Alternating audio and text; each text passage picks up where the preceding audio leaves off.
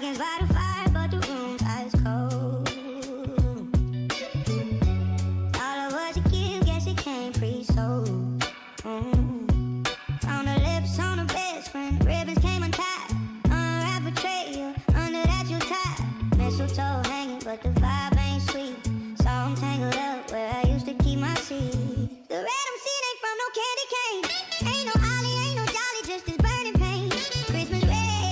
Christmas red is the fire in my head. Yeah, the trust is dead. Tree lights flicker, but my mind's on rewind.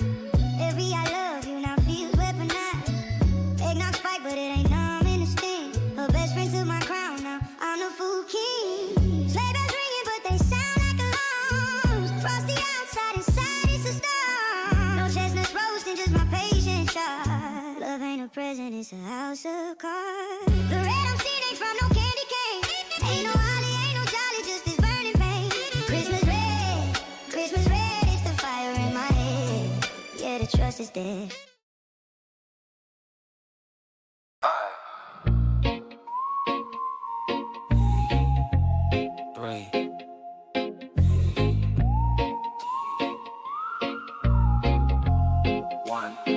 Yeah, we on.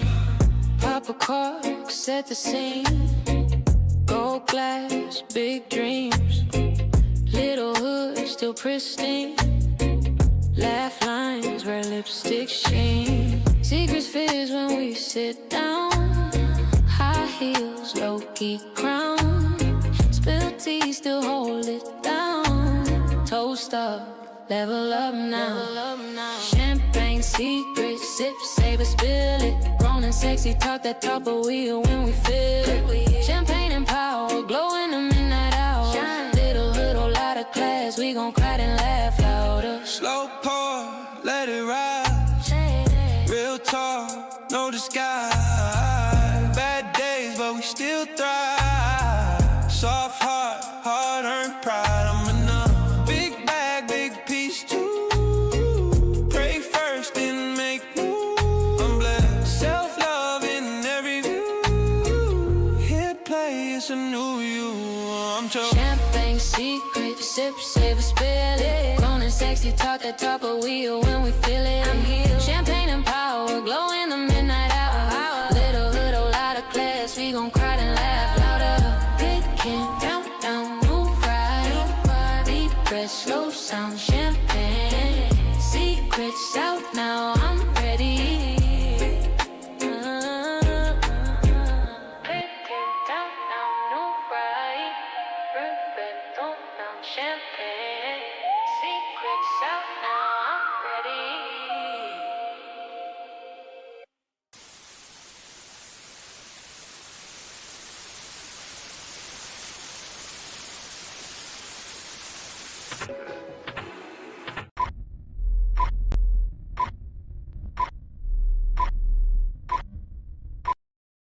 Hey girl, Hey girl, what you doing? nothing much. Get dressed. For why? Because we're going to the city. I need a little sip, savor, and spiel. Let's toast. What you got going on tonight? Can't call it. Owning the night. What you getting into? Empress down in the city tonight. I'm feeling like champagne.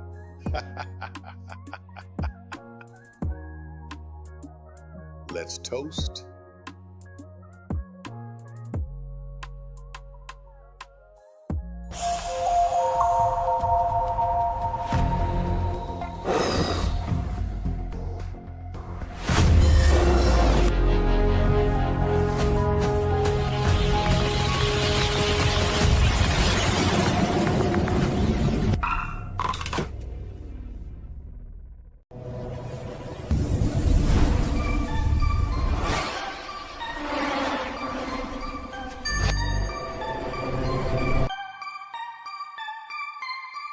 The content you are about to indulge in may contain high levels of truth, sarcasm, and emotional damage. Viewer discretion is advised, but honestly, you clicked, so here we are. Side effects of watching may include sudden clarity about your life choices, uncontrollable laughter at inappropriate moments, mild to severe eye rolling at ignorant comments in the chat, increased confidence, boldness, and I said what I said energy, or getting read like a hardcover novel with highlighted notes. Your bad take being turned into tonight's entertainment. A free personality evaluation you didn't ask for, but clearly needed, and temporary embarrassment followed by permanent self-reflection, optional, but recommended. Do not consume if you are allergic to accountability, growth, hearing the truth without sugarcoating. If symptoms of being triggered persist, log off, hydrate, and try again tomorrow. By continuing to watch, you agree that your feelings may or may not be spared, and that's between you and your Wi-Fi. Management will not be issuing apologies, refunds, or emotional support for bruised ego. We do not argue here. We educate, escalate, and occasionally decorate the situation with a little razzle-dazzle, respectfully. Stay classy, stay sassy, and remember, if it don't apply, let it fly. Either way, the glass stay full and the tea stay hot. You either handle it or get handled. Can you handle it? Let's toast.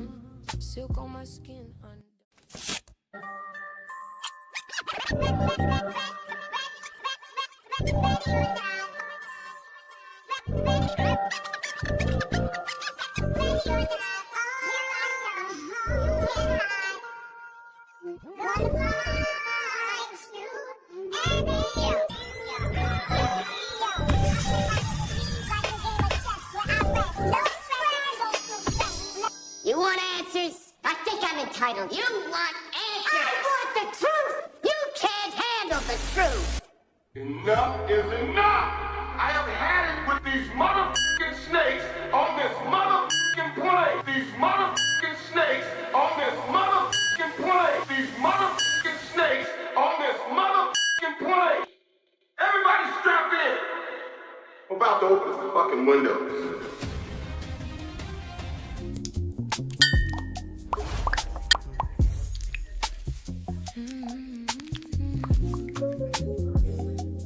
You see it. You see it. Wealth flows to you. Receive it. Put your hands in the air, wave them around like you just don't care, and receive it, baby. Wealth flows to you. You ain't gonna get it till you start seeing yourself with it. If this is your first time here, hi, I'm the Empress, and you are joining me for grown discussions and bubbly banter. Baby, over here we give classy with a twist, huh? A little clink with chaos with a side of charm. So if you're ready to sip, savor, and spill, please grab a glass of your favorite bubbly. I don't care if it's sparkling water. Please make sure you're nice and comfy. Fellas, your PJs. Ladies, your jammy jams. Make sure you have your charger handy because we don't need your phone dying. Make sure you're nice and comfy. Kick your feet up in one of those chase lounges. Say hi to a few people in the chat, baby. And if ain't nobody in the chat, if ain't nobody next to you, then take your glass, raise it in the air, look straight at the screen because it's time for our positivity and our affirmations. Are you ready? Are you ready? Say it with me.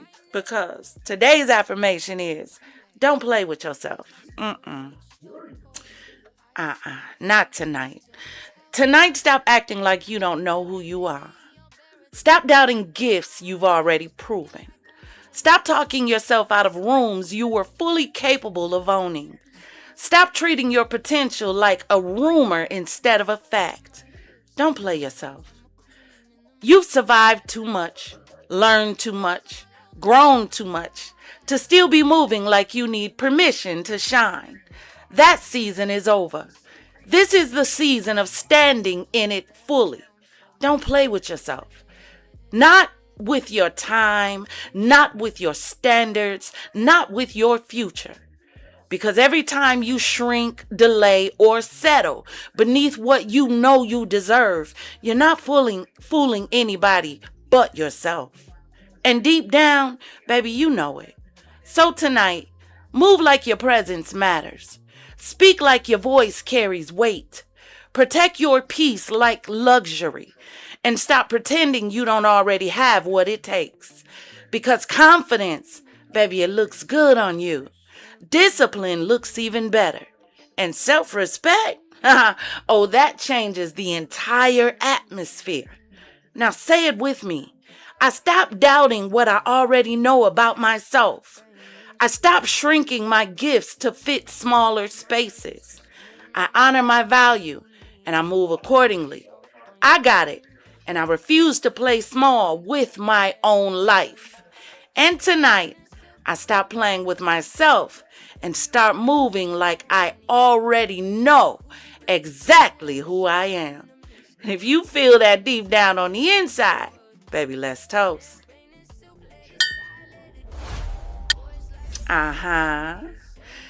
And if you came in my beautiful city with your heart set on hell and your intention set on negativity and toxicity and everything else that comes from out there, baby, I'm here to tell you that in the city, we don't do no trolls.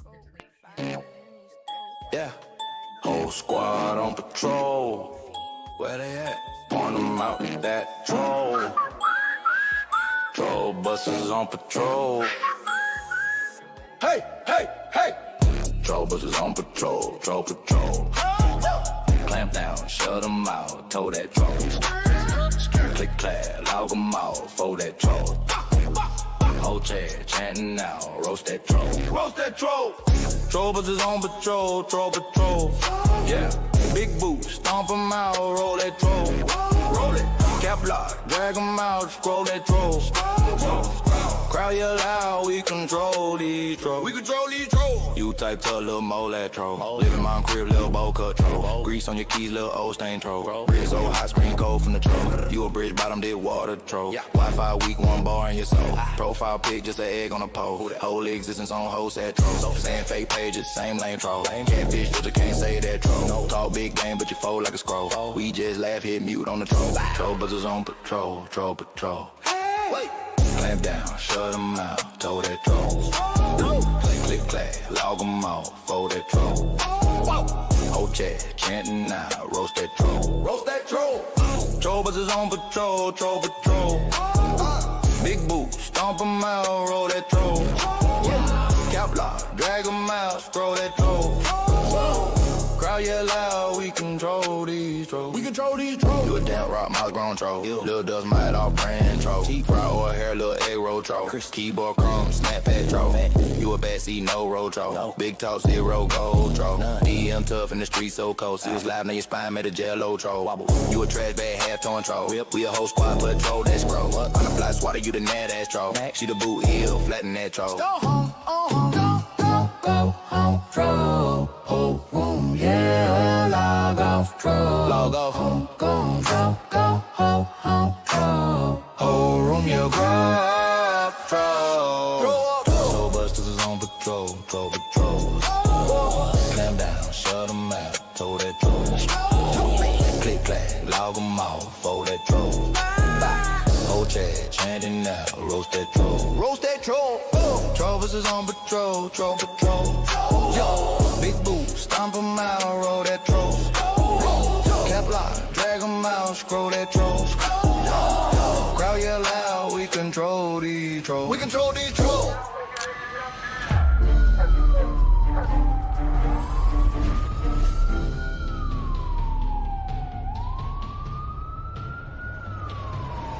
Police! Help! Police! Help! Police! Help! Here we go again.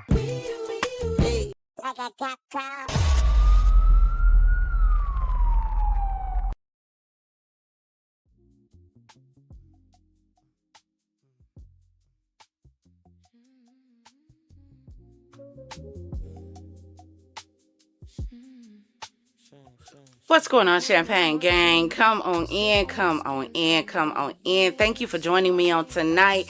Y'all, we have a full show for you tonight. We're going to open up with a fizz and felonies. Y'all need to see this one real quick. And this one is coming out of Wisconsin by way of Shorewood, where a full shootout took place. Now, I want to give you a little prequel on what happened, because if you don't know anything about this area, then you don't realize that this does not happen here.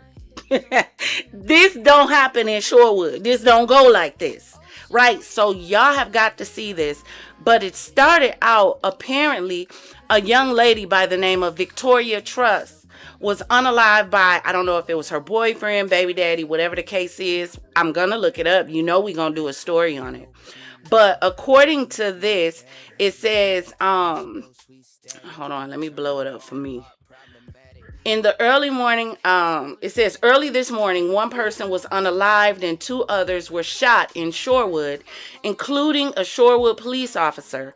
While searching for the suspect, a chase began that ended at Finlayson Street and West Reservoir Avenue. At this scene, an additional person was pronounced deceased. That is the alleged suspect in the case.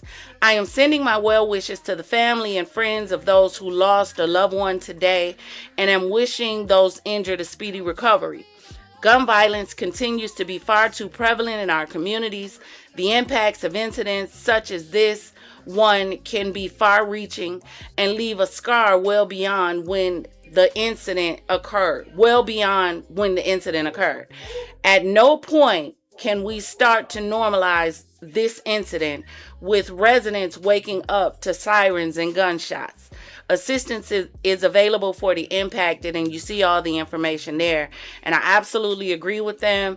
At some point, we got to do something. This is why I say that y'all listen.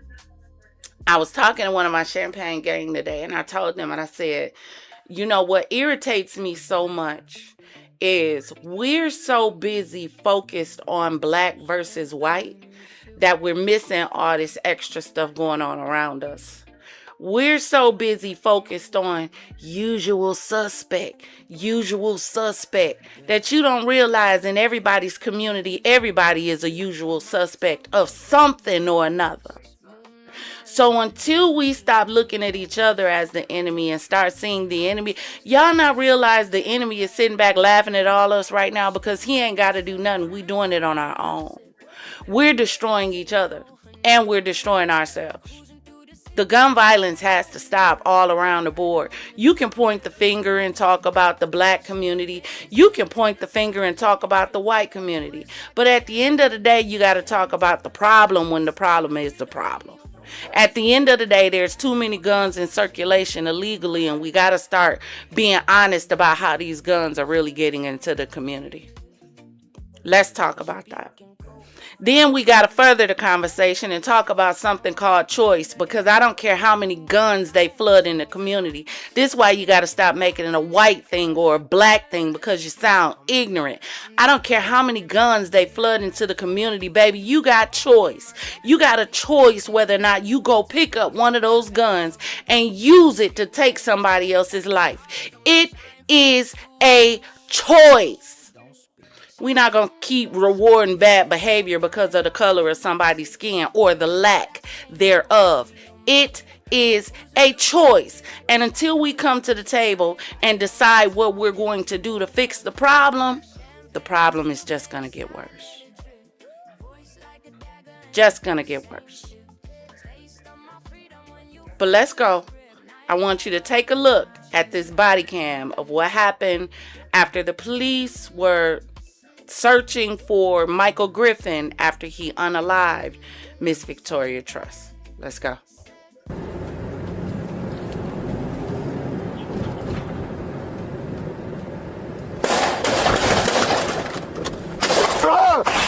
Shots fired! Shots fired! I'm hit!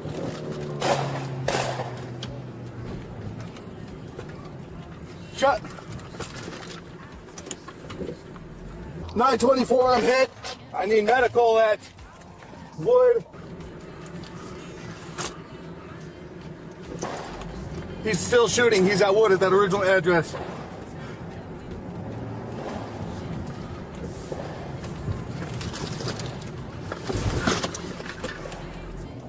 .924, I was hit in the chest, upper right shoulder. And to all of my subscribers, please allow me to take this moment to apologize to you if you did not get a notification. You know, majority of my Champagne gang already know we were recently partially monetized after our, matter of fact, in our first year going into our second year of the channel. And we recently lost our monetization because YouTube doesn't like the fact that I use my own countdown. And they say it's, you know, using the same content to try to get likes and views, which is confusing because, you know, they have one too. So they don't like my countdown introduction. So since I was demonetized, you guys no longer get your notifications. Hell, I don't even get my own notification. When I went to look for my own video, I couldn't find it. There was no notification. There was no stream. There was no alert. There was nothing showing that a video was getting ready to come up. And it's been up there since yesterday. So my apologies to my subscribers that you all have to deal with not receiving a notification.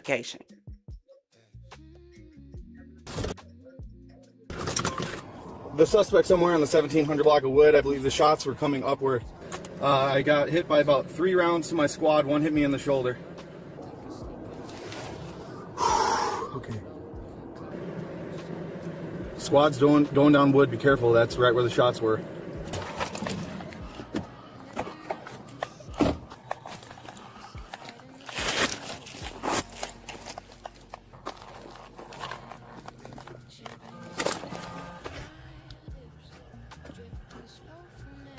Yo, Will, dude, I'm hit. I think my vest took it, dude. Right here. Let me look. Sit down. Sit down. I'm good. Just like shot at? Yeah, dude, there's bullet holes. There's like, I saw at least 2 or 3 bullet holes in the squad. Where were you at? There's glass in my face. I was just east on Wood? Yeah, I was at New Holland Wood. I probably went 30 feet, and then I took rounds directly from in front of me. I looked around, saw nothing. I was looking for Kerr because I want to know where Kerr parked. I wanted to meet with Kerr. I'm guessing it's that house on the corner we've been to. The landlord and the officer were rushed to the hospital. However, a resident of the house, 34-year-old Victoria Truss, a security guard and mother of 1, was found lying on the lawn outside the home, dead from multiple gunshot wounds to the hands, chest, and neck. The discovery of the murder victim prompted a neighborhood-wide shelter-in-place order as officers from 27 different agencies and the FBI swarmed the area. Officers quickly learned of Victoria's long battle with domestic violence, prompting a manhunt for her ex-boyfriend, Michael Griffin, who Victoria had recently broken up with. The landlord identified Michael's vehicle as a black Mercedes, which was spotted on flock cameras 6 hours later.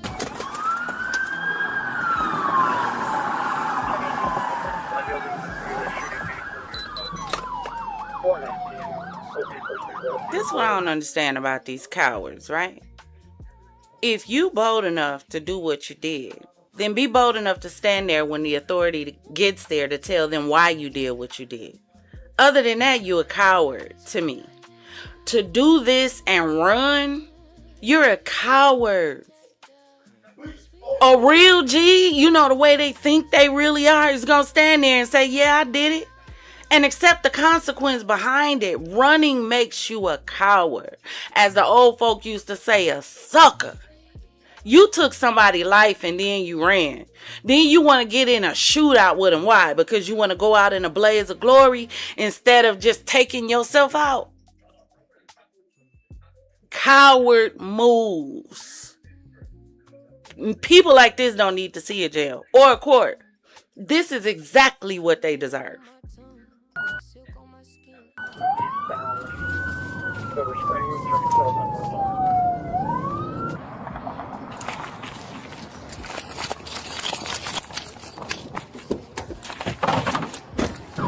Down to your speed for 16, roads are dry, traffic light.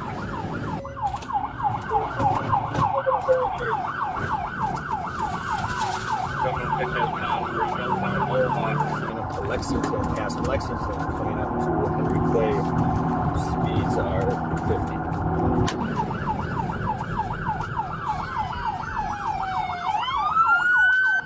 What?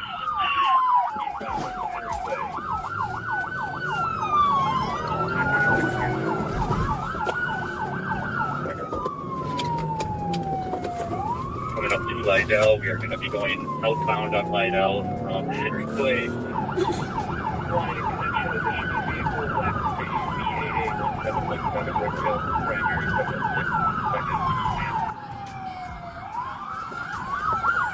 are 70. We are coming up to Dragon 6 right now at Fairmount. Coming up to Hampton. Speeds are 70.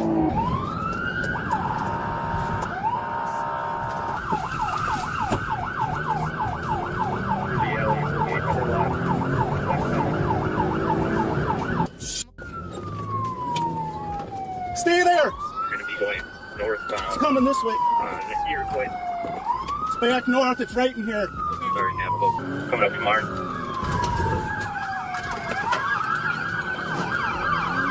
Come on, car. Alright, we're going to be westbound on Martin. Coming up to Port. River Hill looking past him.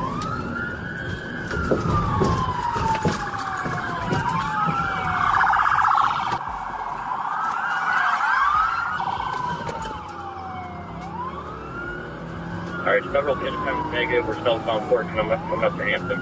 Yeah, this is all I'm saying. If these people are out here playing GTA on the street, I think the officers ought to be required to, take some GTA courses. Yeah, I don't know. Maybe some race car courses, some pit maneuver courses, something ought to be required. Because these people learning how to drive from GTA. Police need some other kind of training.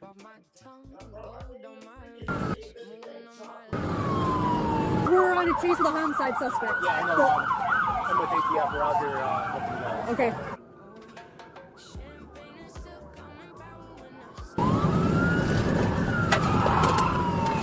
It's coming right at us.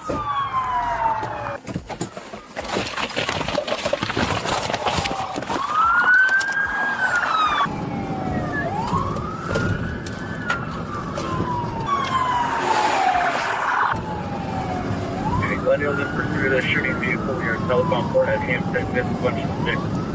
Speeds are 80. We got multiple squads involved.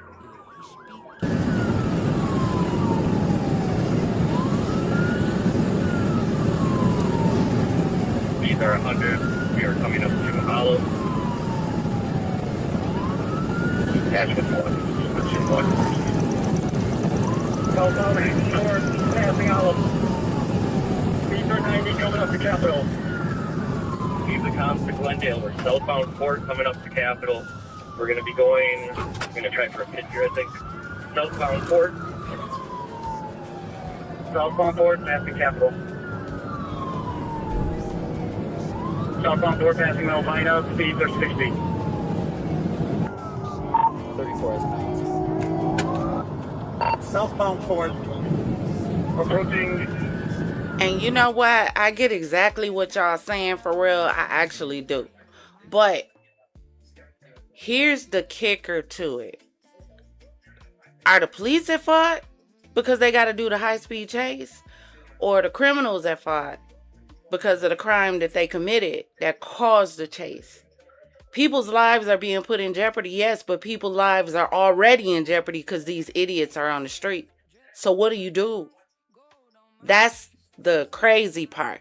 Let him get away and he done just unalived his girlfriend, baby mama, whoever she was, shot her landlord. Somebody else was injured, I believe. A police officer has been shot at. At this point, what you supposed to do? Just let him go and hope y'all run into him again? I get it, but I also see both sides of it. People's lives are put in jeopardy, yep, but they in jeopardy anyway with this idiot on the street.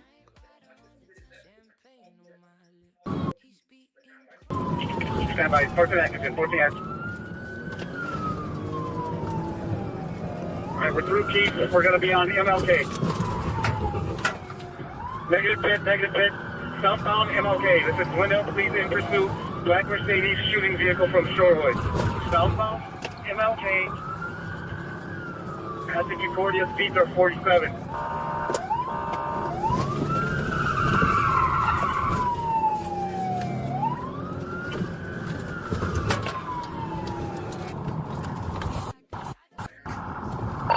right, southbound MLK. Passing hour, speeds are 60. Glendale police in pursuit. Black Mercedes, shooting vehicle from city of Shorewood. Executive on the 6th. Open up the traffic, still southbound, MLK. Oh, you. Alright, negative on the 6th, southbound MLK through Locust. Speeds are 57. Glendale police in pursuit, shooting vehicle. Black Mercedes, 1 occupant. Successful convicts also hit a squad too. We're gonna be eastbound. All right, that squad's gonna be out of it. Somebody else take over comms.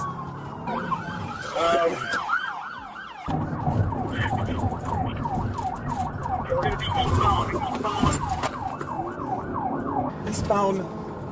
Eastbound center. He's gonna lose it. His rear tire is extremely damaged. All right, southbound 1st Street. Southbound 1st. I got comms. Both on 1st approaching Clark. Speed bumps on 1st. Be careful. I got comms. Both on 1st. Everybody okay? Everybody okay? Yeah. All right. You're gonna lose it here. We need MPD. Swarm the area. All right, right. Shots fired. He's shooting out the rear window. Back off a little bit.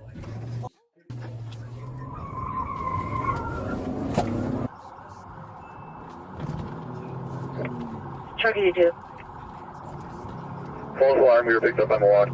Southbound 1st, passing Meineke. Reminder, shots fired at the police. Southbound 1st, passing Meineke. And as y'all see, this is highly residential. Highly residential. He's got spill all over the road. He's got multiple flat tires, extensive damage coming up to Reservoir. Westbound on Reservoir from 1st Street.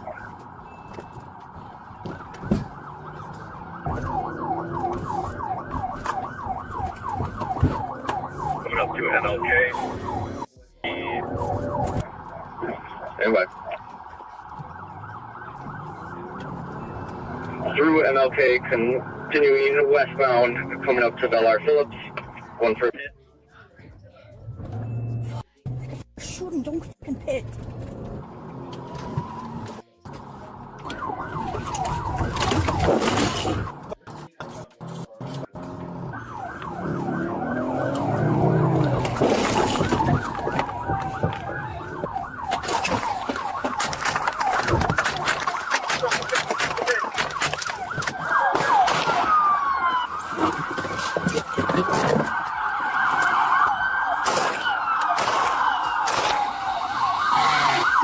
Shots fired!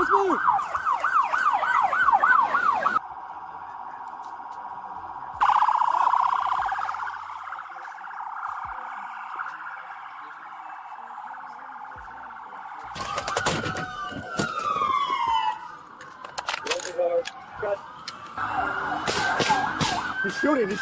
Get out. Yep.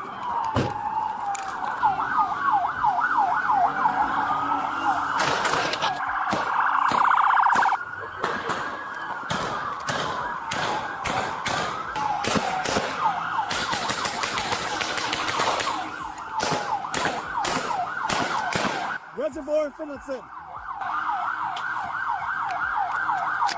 Watch the crossfire. You guys have a shield back here? Shield up.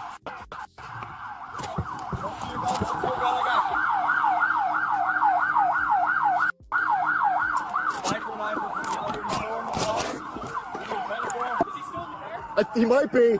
It's up there. It's the car right there. You can see it. Get behind that car. On your left. Please, on your left.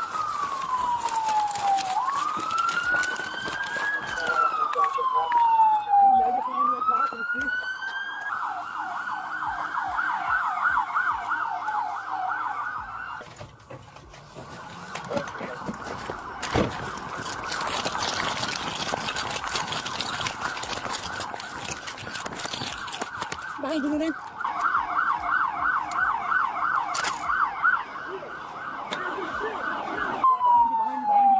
Behind our shield. All right.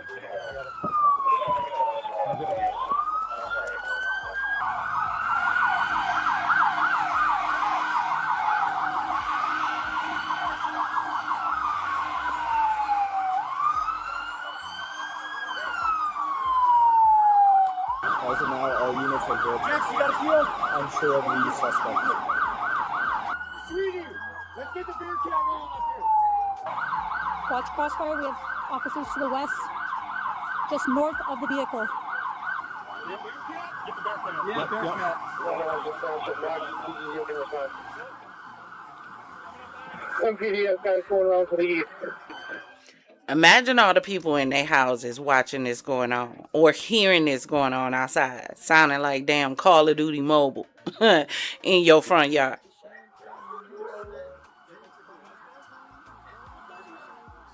Seven two four, we are on scene. You good? I'm the second clip. Did you shoot? Oh, that's second clip. I did. Give going some cover though, all right? I think that's safe entry. Yeah, we don't have any coverage. It's on fire. Yeah, he's still shooting. Okay.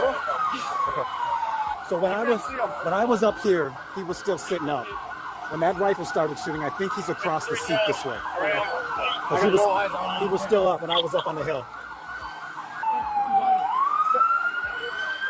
You want to go back? Let's go back. Come on. 9495, have medical stage.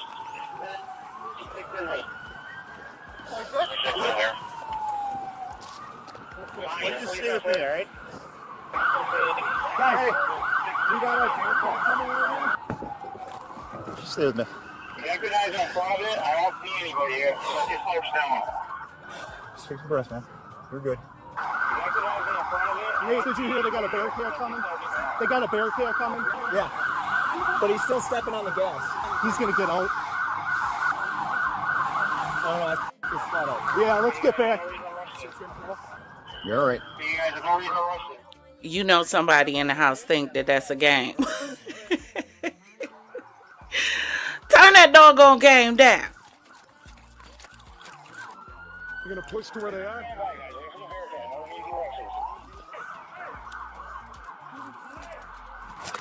They have a bear cat and rope. Bear cat and rope. We don't need everybody coming off from the car. Back up! Back up!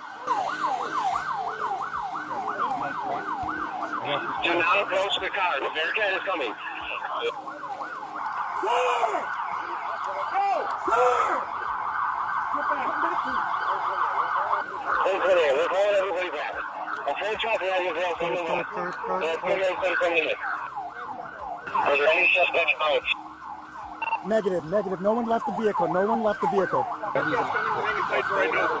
Bearcat's coming? Yeah, Bearcat's coming. We're hanging tight. We're going to let him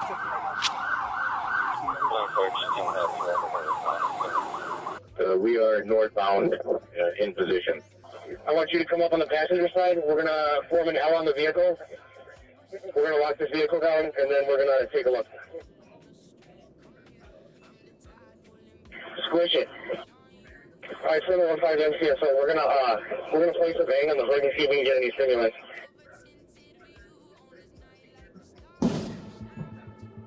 MCSO, you got anything as far as movement? Negative on movement. When officers searched the vehicle, they found Michael deceased. According to Fox 6 Milwaukee, a Glendale and a Milwaukee officer fired, along with an FBI agent. 35 spent casings from their firearms were recovered, and Michael was found with 11 gunshot wounds. Police later found 9 spent casings fired from inside Michael's car. The medical examiner's office discovered methamphetamine in his system. The Milwaukee County District Attorney's Office later ruled the officers to be justified in their use of force and were cleared of any wrongdoing. The Shorewood officer officer who was shot was quickly released from the hospital, thanks to his ballistic vest, as was Victoria's landlord. According to court documents, Michael Griffin had a history of domestic abuse and violence. In 2009, he pleaded guilty to possessing a dangerous weapon under the age of 18 and battery, leading to a suspended 6-month prison sentence in favor of 1 year of probation. According to the Milwaukee Journal-Sentinel, Michael was also arrested by Milwaukee police in 2013 for domestic abuse. However, the district attorney's office declined to prosecute. He was also arrested in 2020 and 2021 for separate cases of felony first-degree recklessly endangering safety, but those cases were also not prosecuted. 2 months prior to Victoria Truss's murder, she had called the police saying that her boyfriend possessed a gun and wouldn't leave her house. According to Victoria's cousin, she finally was able to kick Michael out of her house the day before her murder. She was a strong young lady, hard worker. Like, she always had a job, always had a good job. And she always made sure her and her son never had to struggle. Soon I found out that it was her. My heart just dropped. I've been in the world 53 years. I've been here long enough. I just wish I could trade places with my daughter just so she could be here with her son. I'm gonna miss that about my baby. I'm never gonna hear her voice again. This is why y'all need to be more careful and more selective with who you choose to lay down with. And I know it's fun in the beginning, and it seems fun, and y'all kicking it, but y'all need to pay attention to red signs, red flags, red lights, just all red in the beginning. Because they show it to you. But a lot of times we be so in love, we don't pay attention to it. And now whole families, children, mothers, aunties, sisters, cousins have to deal with a life gone now because of an idiot with no emotional EQ, with no self-control. Y'all better start taking these people and sitting on the doggone couch and letting a psychiatrist tell y'all yes or no before y'all get in these relationships.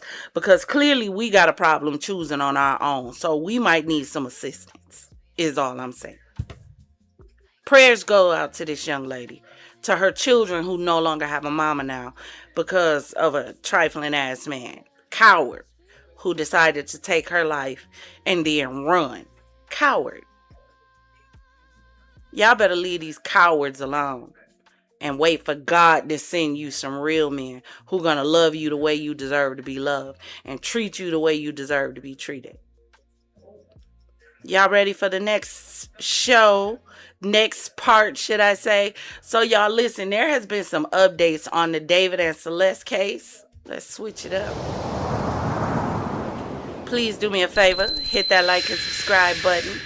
But there's been some updates in the David and Celeste case. And I saw this update on the Nancy Grace show. And I need y'all to check this out. I remember in the beginning, I told y'all when we first covered this case and we were going over a lot of the stuff that was coming out. I said this is either going to be the world's dumbest criminal or the world's most brilliant crime. It's going to be one or the other. I also told y'all in the last few shows that we've been covering that the defense has come out and said that they have all of this evidence that is the reason why they arrested David when they did. We also went over the full ME report, broke it down, and I told y'all I have problems with this entire case. I'm not in support of David at all. My problem is I don't think David acted alone. And the problem here is they're basing the entire case on the fact that David acted alone. If they can prove, the defense, if they can prove that someone else acted in this case to unalive Celeste, the prosecution's defense is destroyed. Their case is destroyed because everything is David did. David did. David did. David lied in wait. David stabbed her. David cut her up. David ordered the stuff. David sat there and watched her bleed out. How do you know that? Do you have footage? Well, apparently nobody's ready for this trial right now. Not the defense and not the prosecution. So they're pushing it off even more. So now we won't get the preliminary hearing until the end of June because there's so much quote unquote evidence that The defense hasn't had enough time to put their case together, but you done arrested this man. And the prosecutor hasn't had enough time. I'm sorry. The prosecutor hasn't had enough time, but they arrested this man. And the defense hasn't had enough time because there's so much stuff coming out. Y'all, I really still want to flip everything over because y'all playing with this girl and her getting justice. Y'all, I need you to check this out. Defense isn't ready to move forward, and the state says it also is not ready to move forward, possibly because there are volumes and volumes of evidence easy to find if you're willing to go mining online. For example, watch this, Taylor. It's kind of giving Harley Quinn. Okay. Aw, cute. I like it. And then, wait, that's stickers. Stalkers. Oh.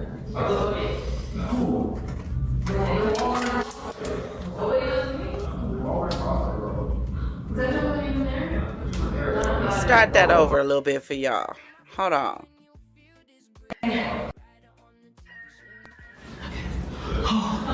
It's kind of giving Harley Quinn. Okay. Aw, cute. I like it. And then, wait, that's... All right, y'all reading the captions and, not just looking at these two young ladies playing with their hair on the screen, which is also concerning because if we can hear what's going on in the other room, that means they could hear it too. So you got a room full of people who are here while someone in the background, and we don't know who it is discussing Celeste and the unaliving of Celeste, and you hear him say, me and David. After someone asked, so you unalived her? They said, me and David. Y'all, this case is in trouble. I told y'all in the beginning, you got to have two things in order for a person to be convicted. Matter of fact, in order for them to be charged, you got to have an act that is criminal. We've proven that she was unalived, according to the ME. Another thing that has come out is the ME is changing the medical examiner's report. We're going to get into that some more in just a second. But you got to have an act that is criminal, which means it can't be self-defense. It can't be anything other than this person was unalived and you did it with ill intentions. Once you establish that the act is criminal, now I got to determine your motive. You wonder why them interrogations take so long? Because they got to figure out a motive. And you got to determine that the motive was criminal as well. That you plan to do this criminal act that ended in this person no longer being here. You got to have them too in order to connect somebody to a murder. You also have to have evidence that connects an individual to the crime.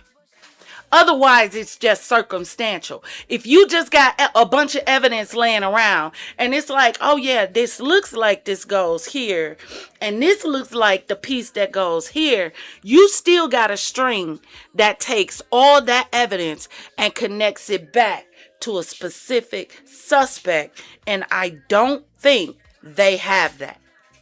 I don't think they do. That's just me. Now, if they come back with all this stuff after June 28th, because I think there's a pre to the preliminary to determine whether or not they can do the preliminary, the beginning of June, middle of June, or something like that. We gonna get into it. I don't think they're ready for this trial. You just heard Nancy Grace come on here and say neither the defense nor the prosecutor is ready to proceed. So why did you arrest David? And someone tell me, why is the ME report changing? Stickers. Stalkers. Oh.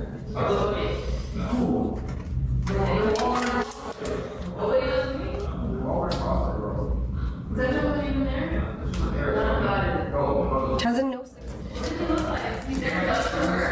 Where's the body glitter? We go to the USA now. Where's the body glitter from Claire's? Bro, body glitter from Chris. They're talking about a murder in the other room, and they're talking about body glitter in the camera. Do y'all see this? This is why it can't just be David. This is why. Even just looking at this video, this is enough. If they can prove this is real and prove who the individual is in the back room talking, this is enough to prove it wasn't just David. Somebody in the background said, me and David did it. I told y'all when they came out with the case and did the press conference, okay, I give you that. He texted her. Okay, I give you that. He was at the house. I give you that. But how can you prove he was there alone? How? All of this ordering, him cutting up her, how can you prove he did that alone? Because you're basing everything on him, and that's where you're going to make a mistake at. That's where they made the mistake in the Diddy trial. I told y'all that. They put everything on Diddy. In order to prove a criminal organization, you got to have a criminal organization. But you went after one man as a criminal organization. You failed your task. They're going to fail here if they go after David alone for unaliving this girl and getting rid of her body, because the private investigator already came out and said that he could see in the video footage someone else was driving the car. You know why else this is important? Because these law officials, along with the politicians, they lying to us in our face and expecting us to believe it. Do you know how much this story has changed since the police have begun talking? Alone. Do you know how much evidence and what there has been or not been has changed since this story has come out?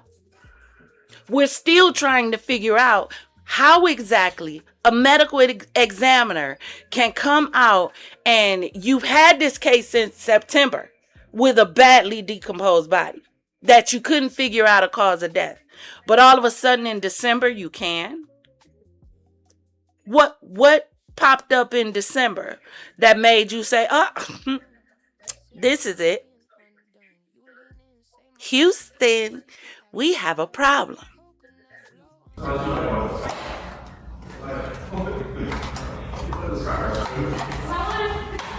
Okay, clear glitter. Okay, chat. I'm gonna show you guys my face makeup. Nancy, when we looked at this story and wondered when is this going to come out, that Celeste Rivas' best friend said that in January, about 12 weeks before Celeste was murdered, Celeste was at her parents' home, and her best friend is sitting there trying to talk her out of running away because Celeste wanted to run away to David. Now, the friend thought she was talking about a classmate. She wasn't, but Celeste gave her the reason.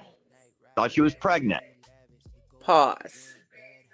Do you know why I said that this why y'all got to start paying attention? Because they lying to us in our face and expecting us to believe it. They keep pissing on us and calling it rain. Because the medical examiner's report came out and said that she was not pregnant. And there was no sign that she had ever been pregnant. From the beginning, the police was saying she was not pregnant. There was no signs that she was pregnant. Now all of a sudden, we have a friend coming out saying, oh, she was going to run away to David because she was pregnant. Which one is it? Which one? Don't worry, I'll wait. So now you got people who are coming out disputing the medical examiner, and you think we're ready for a case? Let's continue. Celeste tells her best friend, I'm pregnant and I'm going to run away to David's. It is the shocking motive we've been waiting for. Okay.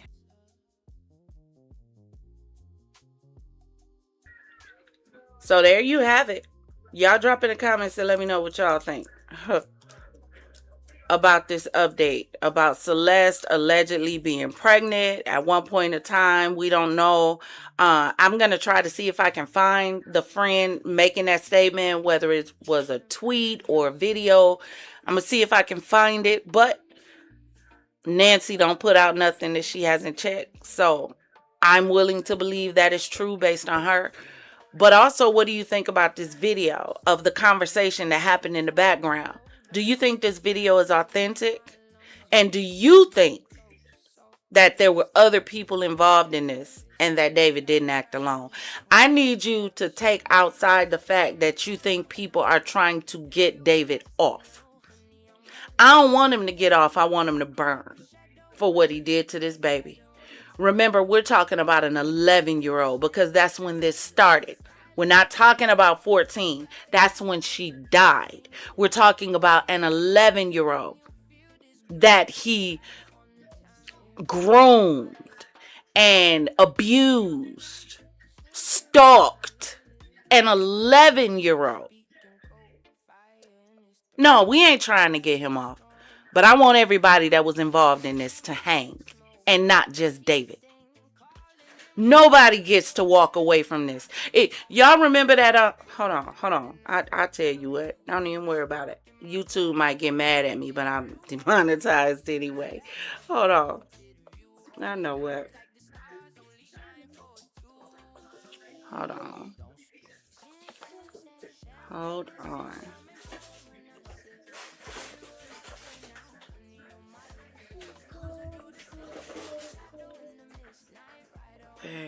Where it go? Y'all know this makes me mad because this happens every time I get ready to find something. It ain't never where it was last time I used it. Hold on. Oh, here we go. This what I want. I'm gonna kill him. Anyone that was involved, anybody who profited from it, anybody who opens their eyes at me. Yeah, that right there. All of them. I want them all to burn. I want them to hang. Hold on, because y'all might not have got it. Hold on. I'm gonna kill him. Anyone that was involved, anybody who profited from it, anybody who opens their eyes at me. That includes parents, that includes friends, that includes associates, that includes the record label. Cause you ain't gonna convince me the record label didn't know nothing about this in no way, shape, form, or fashion. Oh no, record labels always follow the money. They always keep their eye on the money. This boy was an up and coming promising rapper with an album getting ready to be released. And he was under 21 years old. He's 21 now. You trying to tell me that they didn't have their eyes on this boy at all times? Please. Drop in the comments and let me know if you think I'm crazy. But let's get into today's show. For real, for real. Please make sure your glasses is filled to the rim. Because, baby, it's about to get good.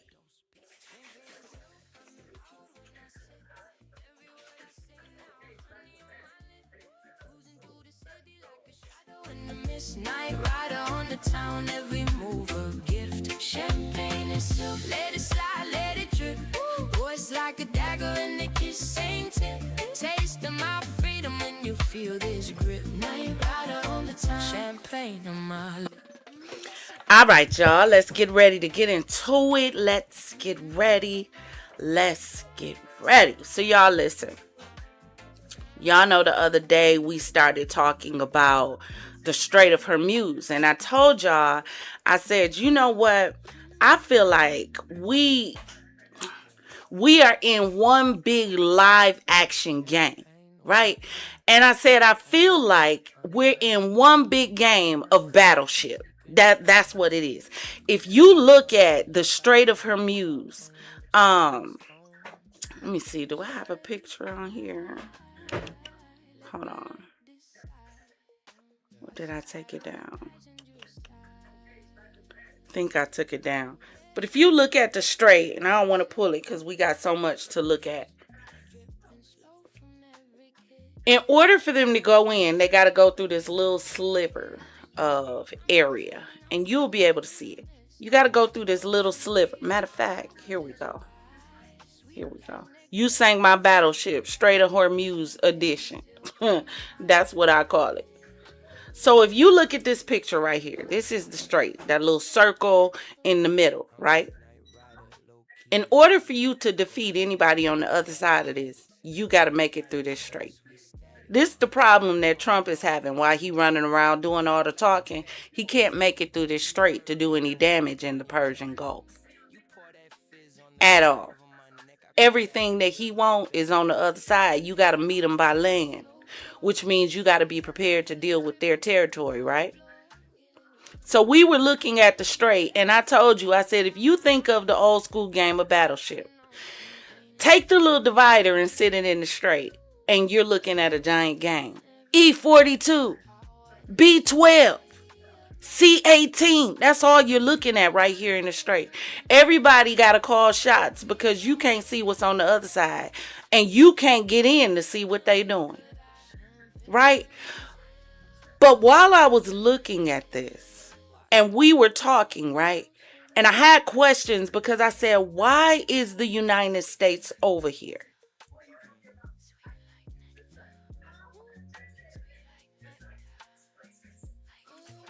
Because if you look at, let's go back one more. If you look at the countries that use the Strait of Hormuz for its oil, gas, and resources, Saudi Arabia, major supplier, Iraq, who buys? China, India, Japan, South Korea, Europe, and other countries, right? The U.S. is on here, but we buy very little oil or natural gas, any products or anything from the strait. Let's continue. It's going to make sense in a minute. Stay with me, baby. Fill your glass to the rim. Who supplies, who buys, and where the U.S. fits in, right? It's another one. So if you look in the lower right-hand corner, U.S. is not a major buyer. U.S. imports from the Persian Gulf are very low. We produce more and import from Canada and Latin America. Did you hear that? We produce more. This is why you got to stop letting them lie to you and start paying attention to the bigger picture. All of this is a game. Major energy producer and exporter. Major, the U.S. Security backbone. We're in the strait because we secure it, right? Indirectly dependent. We don't need it. This is what I need you to understand. We're not over here fighting a war because we need anything in this area, right? Let's continue. Why don't we need it? Because if you look in the left, you see where the U.S. gets its oil from. None of which barely comes from over there. Saudi Arabia, Iraq. But look at the numbers compared to Canada. You know, the places that we want to put tariffs on. But there's a reason why he puts tariffs on it. There's a reason why. Stay with me. Let's keep going. Hold on. If you look in the lower right-hand corner, the U.S. in the global oil market, the U.S. is a top producer of oil. We don't know that as residents because we don't pay attention to stuff like this. We too busy focused on black versus white that we're missing the whole chess game being played in front of us and we're not paying attention to it. Oh, baby, stay with me. We going somewhere. We're number one producer in the world. Top exporter, 5.1 million barrels exported. Supports allies. We send oil and stuff to our allies. And we help to strengthen the economy. Blah, blah, blah. So we don't need all this information or all this oil. And we don't need the strait because we are a top producer ourselves. Why is that important right now? Because if you pay attention to a lot of the places allegedly that Trump is attacking, a lot of these places produce oil. So why would he attack places that produce oil, because the world is not buying from the United States like that. So even though I don't need your oil, if I'm not selling oil, then I'm just sitting on money I ain't doing nothing with. And I got to figure out how to move the money. And in order to move the money, I have to move the oil. In order for me to move the oil, then I have to take out the competition.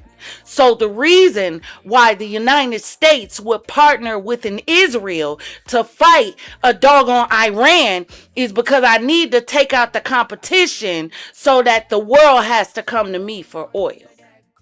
Because I'm a top producer. I'm just not a seller of it the way they are. So I'm not sitting on the Arabian oil money the way they sitting over there on when everything is gold. Y'all don't see the play because we too busy focused on each other. If we would ever take our eyes off each other and stop seeing damn color and turn, well, I don't want to see that because I really want y'all to start seeing orange. Yeah, that's the only color I need y'all to pay attention to. Let's continue because this thing is about to get real. This place right here, maybe this is a place that some of you have never heard of before. And I forgot to add something, so just give me 1 second. 1 second.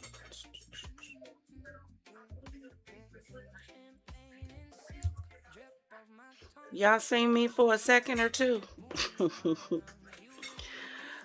Hold on.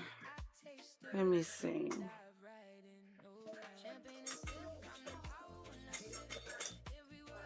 Here we go. I need y'all to see this. I have to upload something. Just give me a second.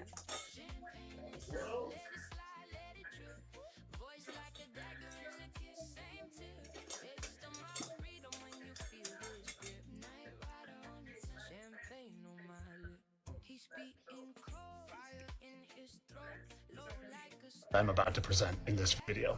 I really don't think you're ready for what I'm about to present in this video. And it all starts in the most unlikely of places. A place they want us to think is nothing but a third world wasteland.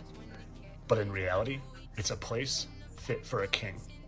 Well, maybe not a king, but definitely an angel. 200, as a matter of fact. 200 fallen angels.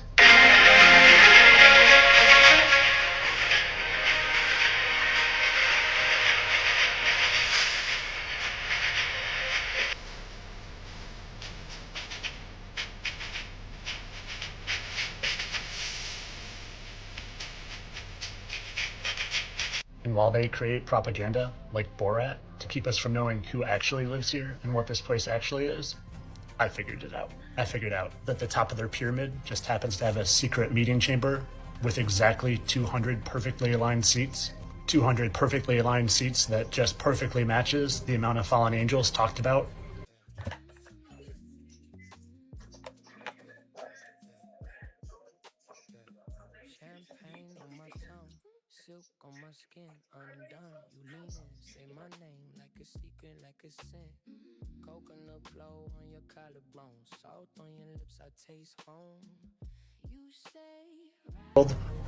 And whose torch who is oddly placed next to a giant Easter egg.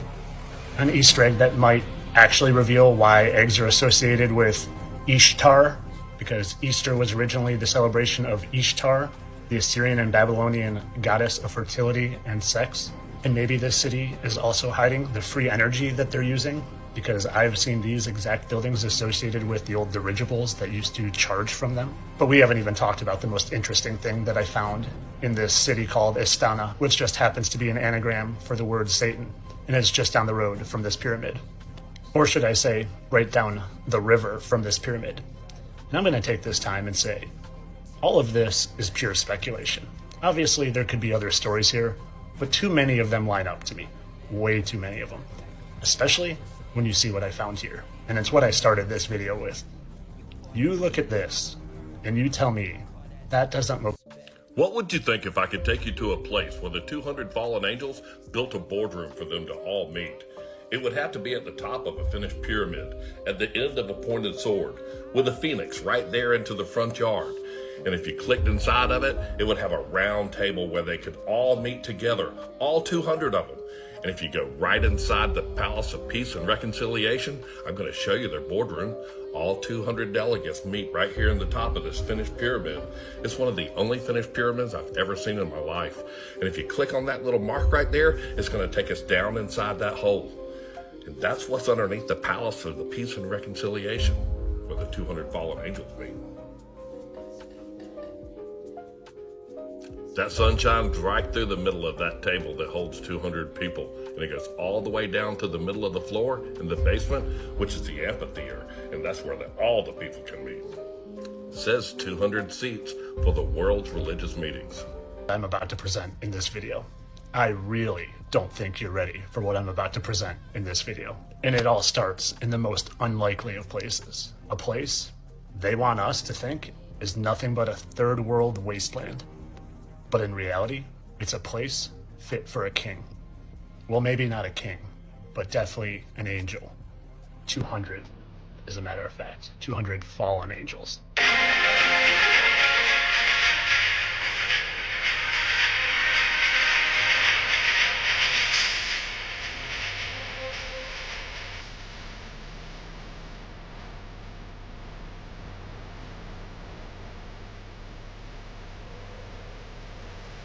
And while they create propaganda like Borat to keep us from knowing who actually lives here and what this place actually is, I figured it out. I figured out that the top of their pyramid just happens to have a secret meeting chamber with exactly 200 perfectly aligned seats.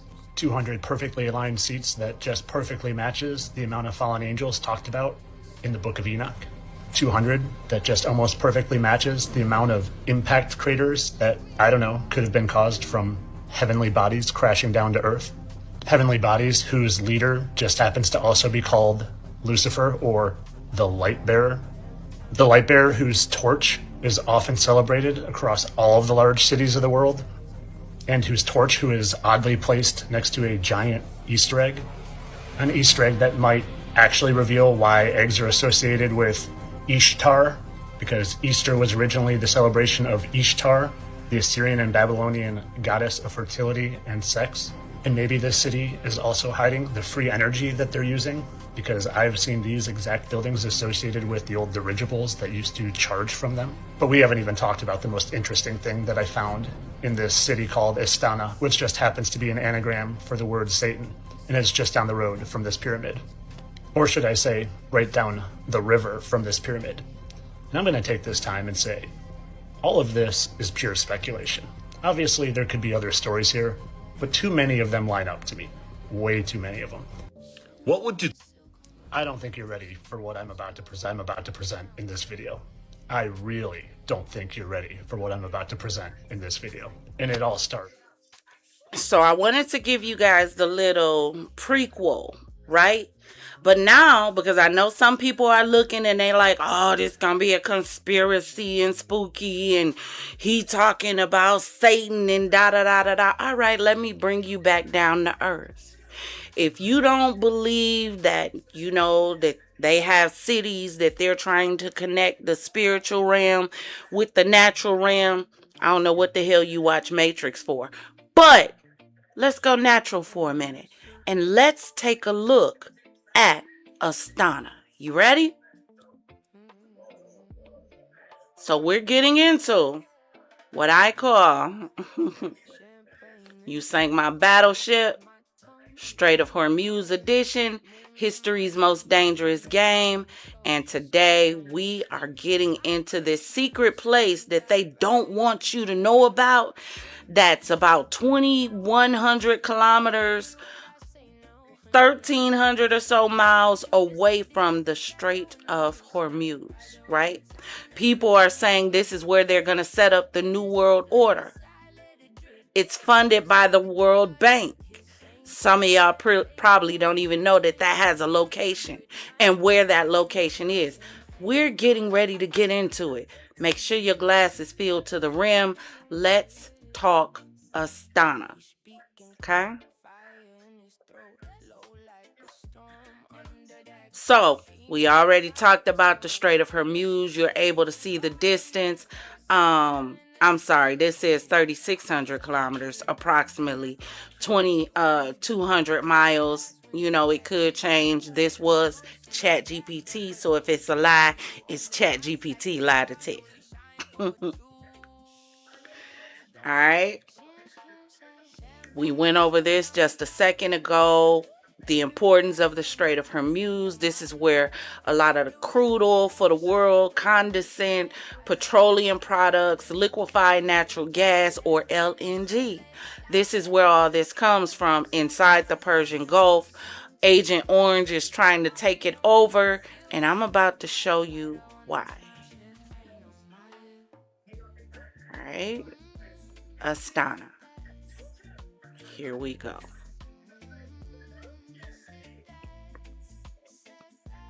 So, let me see. Can I scroll here?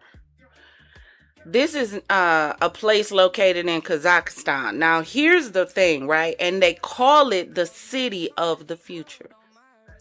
It's steep land of the great Kazakh, wide horizons, open skies, crossroads of civilization, right?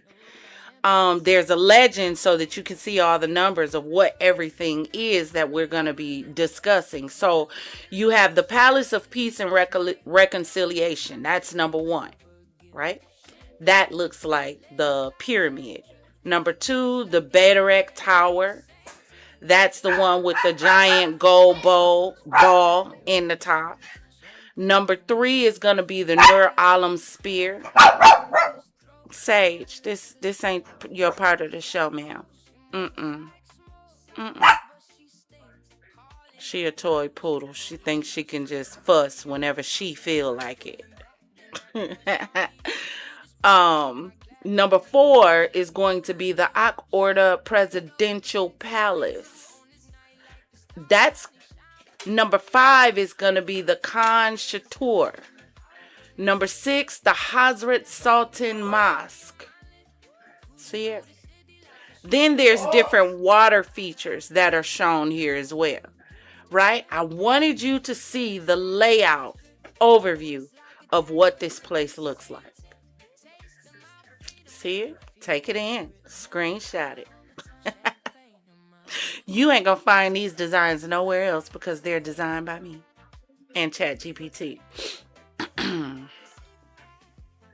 Let's continue. I want y'all to pay attention to symbolism. If you're looking at the middle picture, what does that look like to you?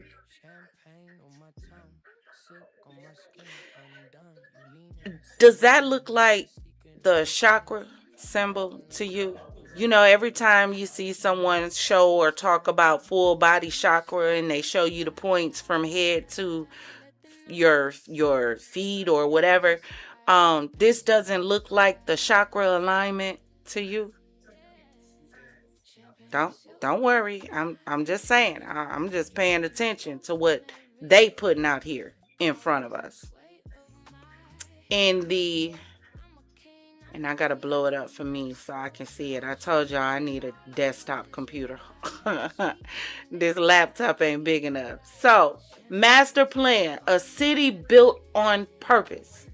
Astana is designed along a ceremonial axis of peace, power, and progress, inspired by symbolism, geometry, and the natural landscape, right? In the upper left-hand corner, so the Ak Orda Presidential Palace, 5 pillars of Astana: power, peace, future, heritage, life. Power, governance and leadership. Peace, unity and harmony. And y'all please excuse the yelling that you may hear in the background. My son is home from college and he's on the game. I know mothers all over the world just drop their head right then because they understand what I'm dealing with right now.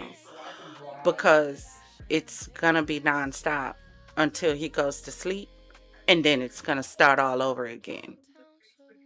Pray for me, please. Okay?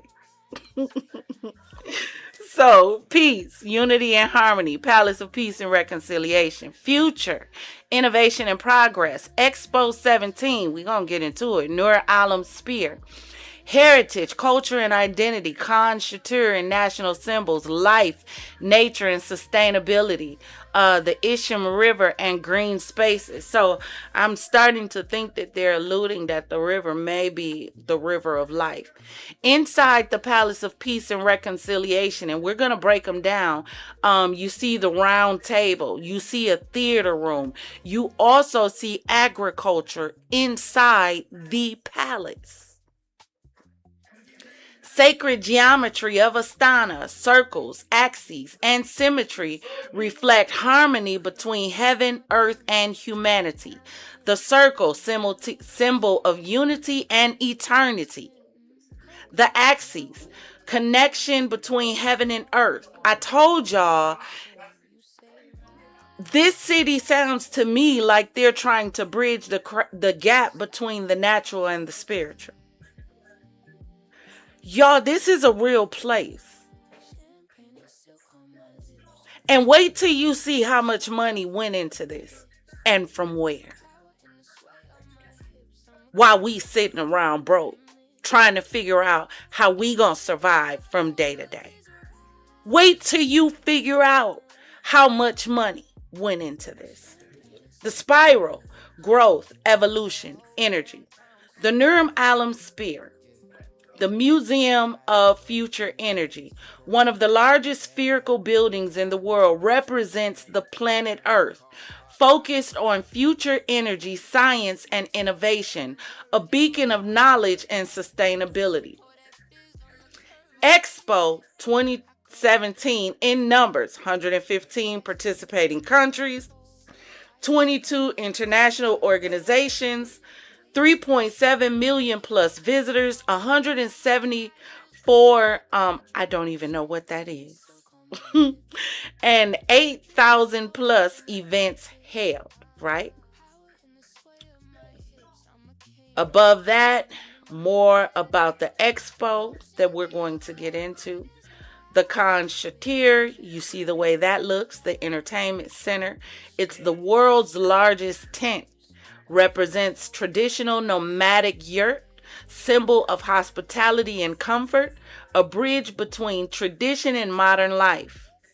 Y'all, they had a whole expo in order to unveil this entire massive plan that's going on, in my opinion, in the area where the Strait is. It ain't too far. And if you think it ain't connected, you're crazy. It's a big game, and we don't even realize we being played because we too busy focused on each other. Astana, where symbols become reality. A city of vision, planned with intention, built for the future. A city of harmony. My question is, built for whose future? Planned with intention. Intention for who? A city of harmony where culture, religions, and people come together. A city of innovation where ideas turn into solutions for tomorrow. The Bible talks about this. One nation, one government, one religion. The Bible talks about this. City of peace where dialogue leads to understanding and unity. Astana is more than a capital. It is a symbol of a nation's dream. Right? Let's continue.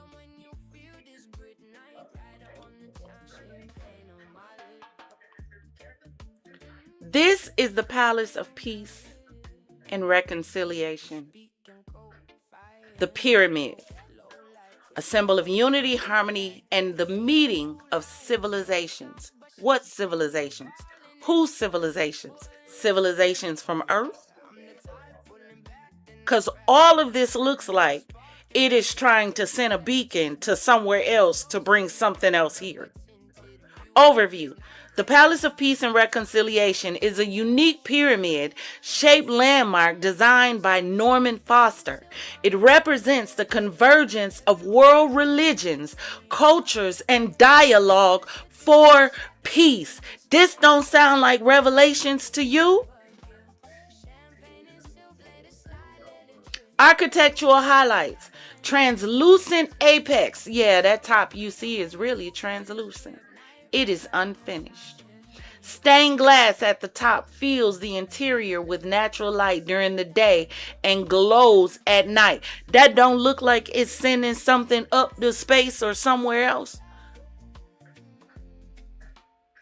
Advanced engineering, you think? A steel frame and diagrid structure provides strength and openness. Energy efficient, designed to use natural light and ventilation to reduce energy use. Harmony in nature, but they can't figure this out for you. But they was able to figure it out for this place in the middle of nowhere that nobody knows where it is or what's going on here. They could figure it out here, but can't figure it out for you. Your utility bill got to be $600 a damn month, but they can figure out how to build a whole pyramid that is run off the sun with stained glass. Where else do you know stained glass to be? Don't worry, I'll wait. But let's continue. Harmony with nature. Built in the heart of Astana, on a man-made hill surrounded by water and gardens, right? Let's continue to the right. Floor by floor breakdown. So 5 is the summit, the meeting chambers, the circular hall of unity, a round conference chamber inspired by the UN General Assembly Hall, used for congresses and high-level meetings of world leaders and religious figures. Why did you know nothing about this? Opera Hall, a unique opera house with excellent acoustics and immersive design for your world leaders, not for you, but for your world leaders and religious figures.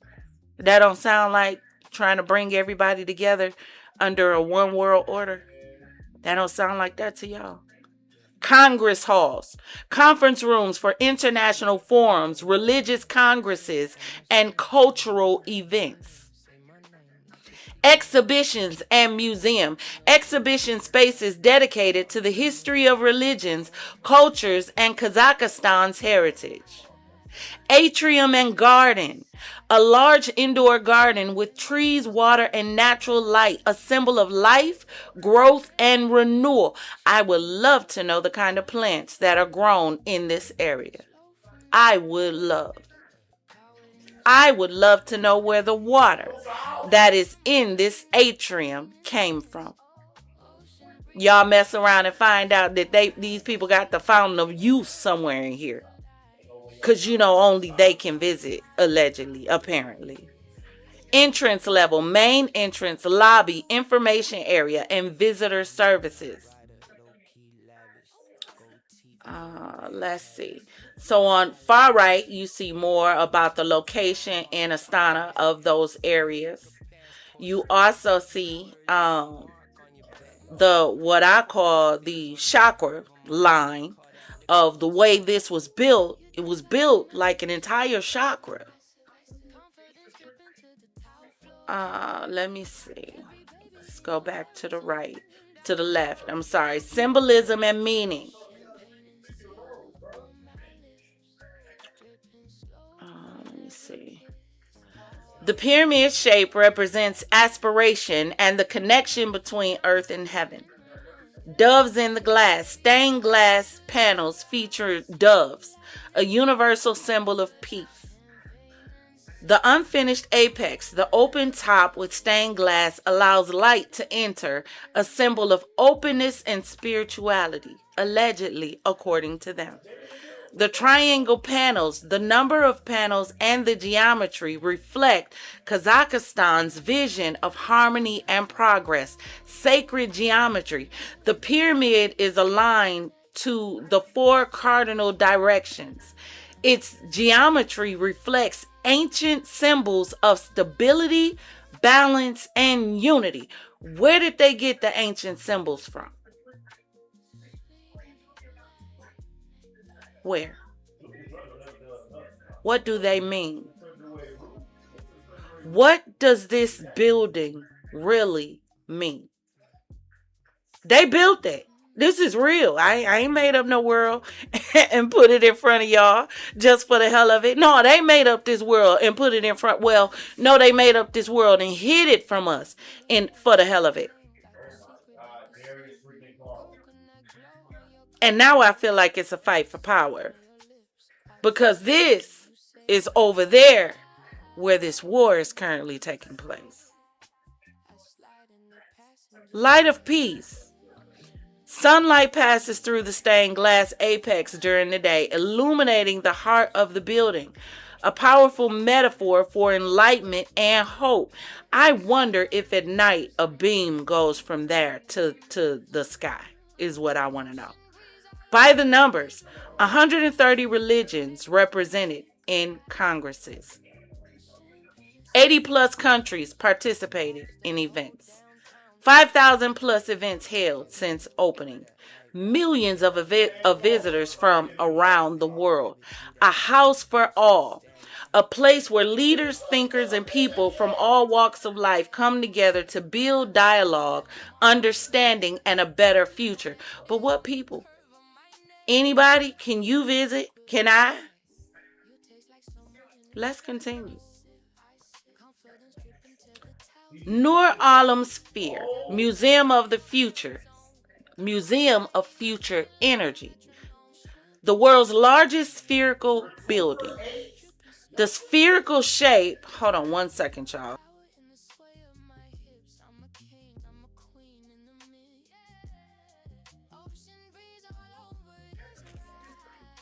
The spherical shape represents the planet, unity, and the infinite potential of human innovation. Y'all had to tell my son to calm down on the game.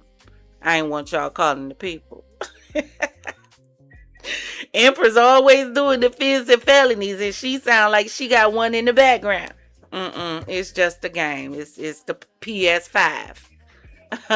Nur Alam, Light of the World, was the centerpiece of Expo 2017 Astana.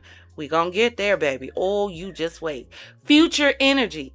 It is a museum, a symbol, and a vision of humanity's future through energy, innovation, and harmony with the planet. So, quick facts. Diameter is about 80 meters. Now, all of this is according to ChatGPT. So if it's wrong, it's ChatGPT's lie to tell. Height, about 100 meters.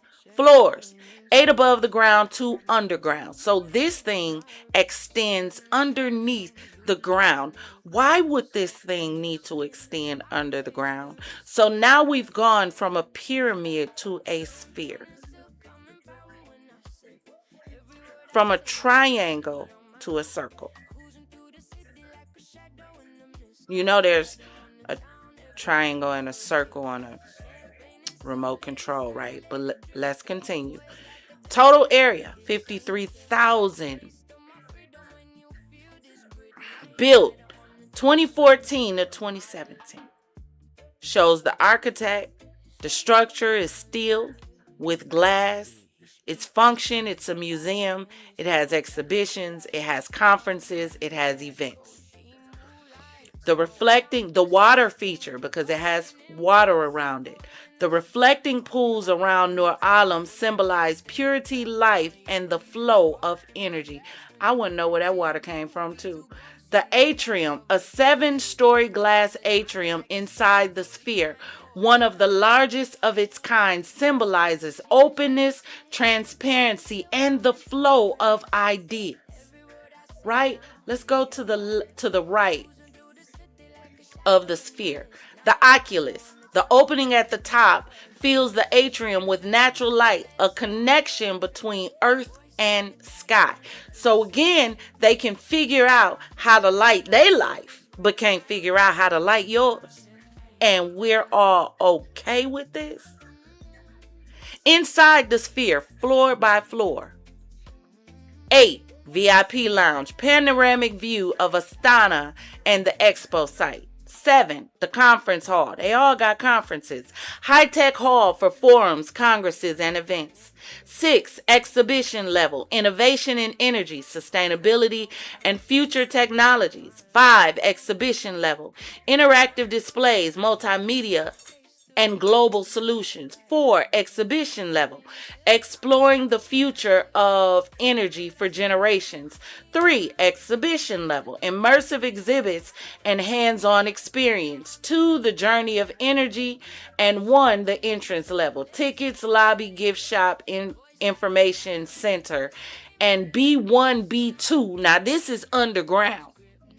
This is the areas for operations, engineering, and storage. Allegedly. Why you need 2 floors underneath to run a sphere that you said is run by the sun and the sky? For the most part. 2 floors underground. You couldn't have put a section around the base on entrance for that? Do y'all believe the floors underground are just for operations? Or should we be asking what kind of operations? Let's go far right top. Location, you're able to see the location in Astana. It's part of a greater vision. Nur Alam is the heart of Expo 2017 complex, surrounded by pavilions of countries, united by the theme of future energy. This future energy thing is becoming a theme, and I'm about to do a deep dive. I gotta go. I can't help myself. Now I'm gonna have to go on a deep dive search on all of this future energy that they're talking about. Symbolisms: fear, unity, the planet Earth, wholeness, infinity. Glass facade, transparency, openness, knowledge without borders. Light, innovation, enlightenment, the power of ideas. Water, life, renewal, sustainable energy for the future. It is really odd because America believes in none of this. None of this. Ain't they fighting y'all right now for y'all ability to be who you want to be? Beacon of the future. At night, the sphere becomes a giant light display, a symbol of knowledge, energy, and a brighter future for Kazakhstan and the world. Geometry and design. The perfect sphere is one of the most stable and efficient forms in nature and engineering. So basically what they are telling you is they created the perfect sphere. So they are saying that this sphere they created is a perfect circle. So that 80-meter diameter is 80 meters no matter which way you put the line. Let's continue. It's so much in here, baby. The Battleship Tower, the golden tree of life, a symbol of Kazakhstan's past, present, and future, inspired by the legend of Samk, the mythical bird that laid the golden egg, which is the origin of life. So while you listening to all these people who running around talking about God, see, I keep telling y'all need to link up and listen. That I know what I'm talking about. All these people talking about God, baby, they ain't listening to the same God as you. They not following the same God as you. They not. This city, built on peace and uniting religions and cultures and countries, it's built on the ideology of the legend of Samk. According to Kazakh legend, a sacred bird, the Samk, laid a golden egg that became the sun, giving life to the world. Battleship is the tree of life, and the golden sphere is that sacred egg. You still think they believe in God? Your God? You can't. And if you have somebody that says, oh, well, you can believe in God and other things too. Well, when you open up the Bible, it says, in the beginning, God. Which means either you have to believe that God was God and God was God by himself in the beginning, or you have to close the book and not go any further. It didn't say in the beginning God and, it said in the beginning God created. So if you don't believe God created, then you don't believe in God. But let's continue. The golden sphere of the egg, 22-meter diameter golden orb cloud in gold leaf, represents the sacred egg of Samruk, source of life, energy, and creation.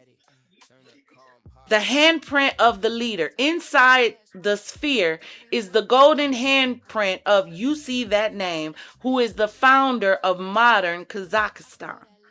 So somebody's hand is in this sphere that they are saying is the egg that created all life. Observation deck, 97 meters high. The deck offers a 360-degree panoramic view of Astana, the city of the future. Right? Let's go back to the left side and let's go down. Quick facts. Height, 105 meters. Completed, 02. Architect name, structure, steel, concrete, and glass. Function, monument. Observation tower. Location, left bank of Astana. Symbolism, at the bottom. Tree of life, growth, strength, connection. Of generations. Golden egg, creation, life, energy, and the beginning. Sun and light, hope, progress, future, and illumination. Hold on, y'all, 1 second.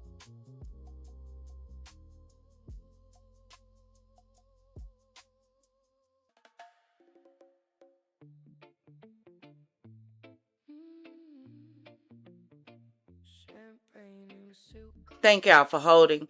Sunlight and light, hope, progress, future, and illumination. Bird, the Samruk, freedom, protection, vision, and inspiration. Geometry and design. The structure is inspired by traditional Kazakh, I hope I'm not pronouncing it right, Kazakh ornaments and the image of a poplar tree reaching for the sky. Best view, sunset and night view when the golden sphere is illuminated, a beacon of the capital. So at night, everything is glowing. Symbol of Kazakhstan. Bedorek is not just a tower, it is a message, a bridge between history and the future, tradition and innovation, the earth and the sky. Let's travel up. On the axis, you're able to see where it's located on the chakra line, should we say. Far right location, you're able to see it's right in the middle. Inside the golden sphere, the entrance hall, number 1, futuristic interior design with national ornaments and symbolism. There's an exhibition area. You see the handprint right there. And there's also the observation deck that you're able to see on it as well. The roots. The base represents the roots of the tree, our connection to the land, history, and ancestors. Let's go.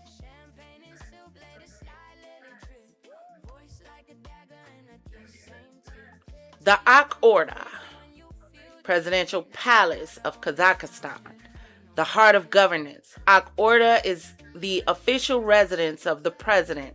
Its name means white palace in Kazakh, symbolizing purity, transparency, and the mission to serve the people. Beautiful building. Key facts, location, completed 04. You see the architect is from Italy, 80 meters height, 7 above ground, 1 beneath ground as far as the floors. Over 36,000 is the total area. What is that, meters squared? Function, presidential residence, official meetings, and state ceremonies. If we go all the way, ma'am, cut it out. If we go all the way to the bottom, architectural highlights, neoclassical style, combines modern design with timeless classical elements. The symmetry, perfectly symmetrical design reflects balance and order. The grand entrance, wide staircase, and colonnade symbolize openness and power. The central dome, the diameter of the dome is 48 meters. Now the colors, everything has a meaning. White, purity, honesty, and peace. Blue, sky, unity, and aspiration. Gold, wealth, power, and prosperity. Ak Orda, a symbol of the state. More than a residence, Ak Orda is a symbol of Kazakhstan's sovereignty, its journey forward, and the bridge between the past, present, and the future. A place where decisions shape the future, leadership, peace, unity, and prosperity. So let's go up. Visual impact. Dominant white facade, a symbol of purity and honesty. The blue dome stands out against the skyline as a beacon of leadership. Night illumination makes Ak Orda a shining center of the capital. Far right, you see its location on the axis or our chakra line.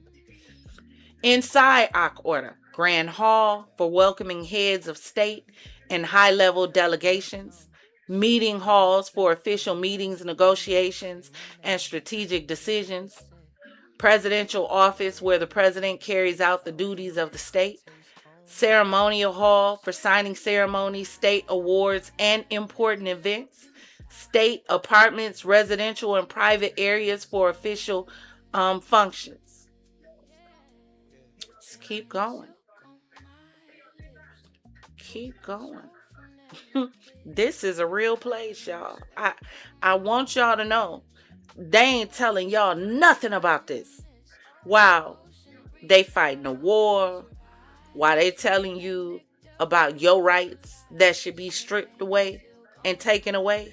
Meanwhile, they, and when I say they, I mean all of them, they are planning the city of the future where everybody is allowed to be a free thinker.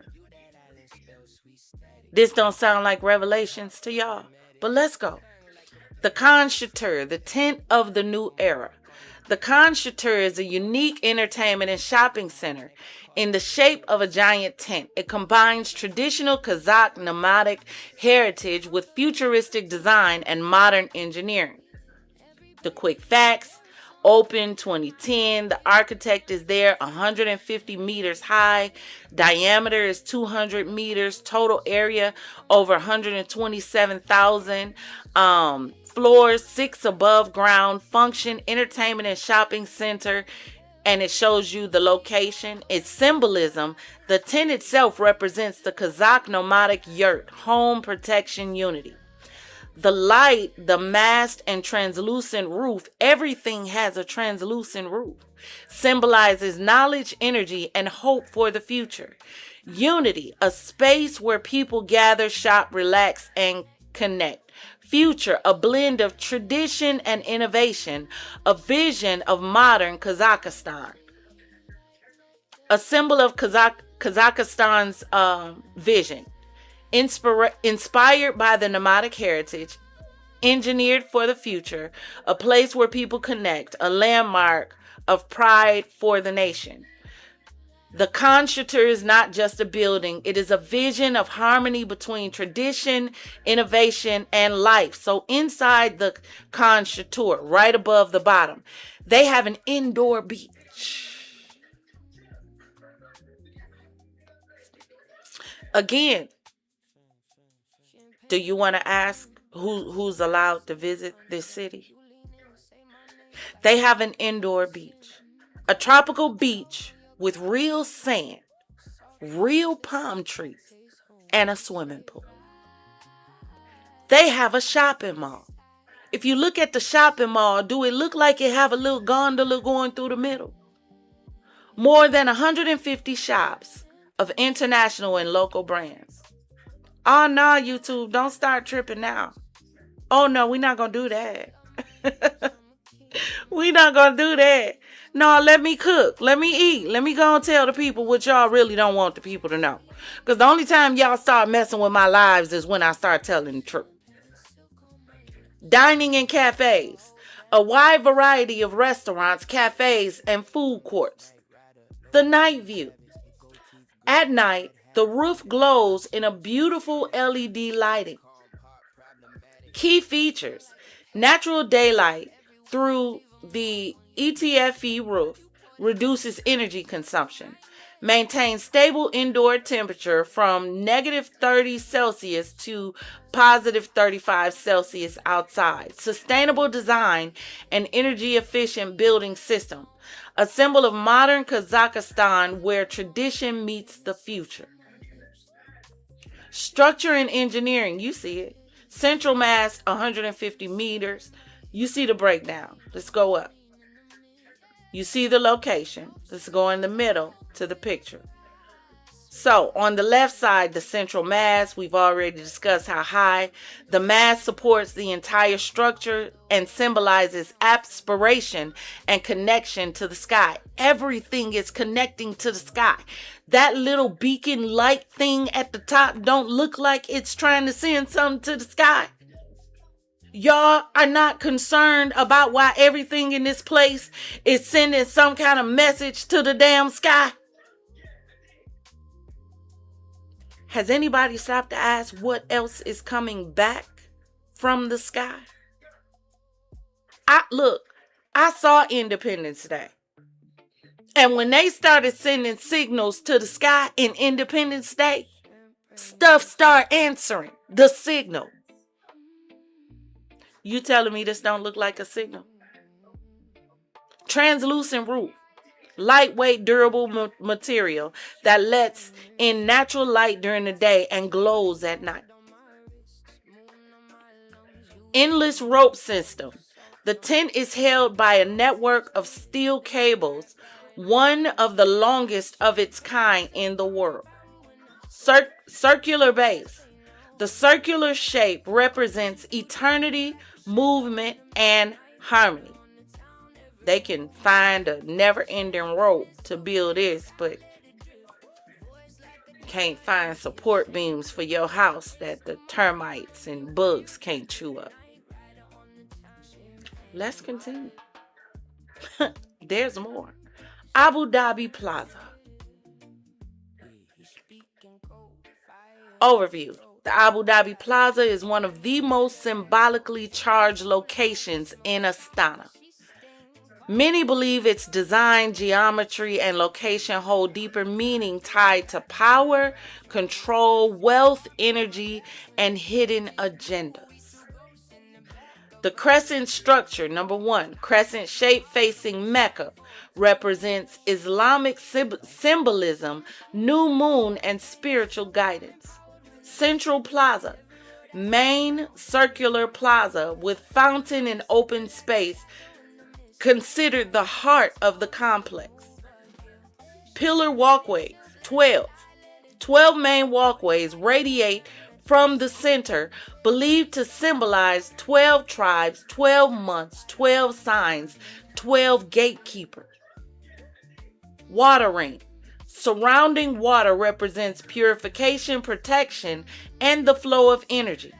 The grand entrance, aligned directly with the central axis, symbolizes a ceremonial entry path or gateway. 6. The observation deck. Elevated viewpoint facing the plaza. Some believe it represents watchers or surveillance symbolism. Number 8. Underground facilities alleged.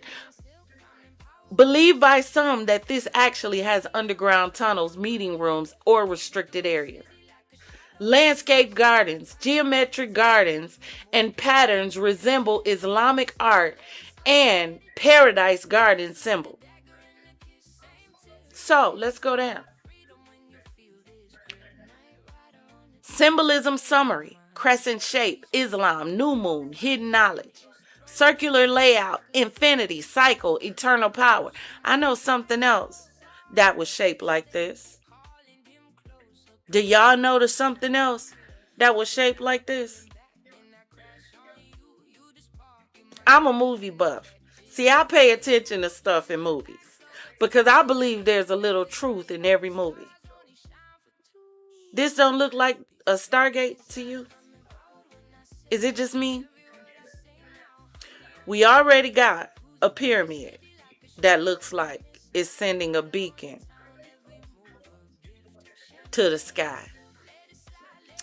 We got a tower that look like it's sending a beacon to the sky. We got the tent that looks like they're sending a beacon to the sky. Now we have this Abu Dhabi whatsoever that looks like it is an actual Stargate. And something is able to come through it. This don't low-key look like a pentagram to y'all. Damn the lines they got on the ground. This don't look like a low-key pentagram, like something could be conjured up in the middle of this thing. This to y'all don't look like the CERN baby niece or something. But let's continue. Let me see. Is there anything else I want to show? Let me go to the right side here.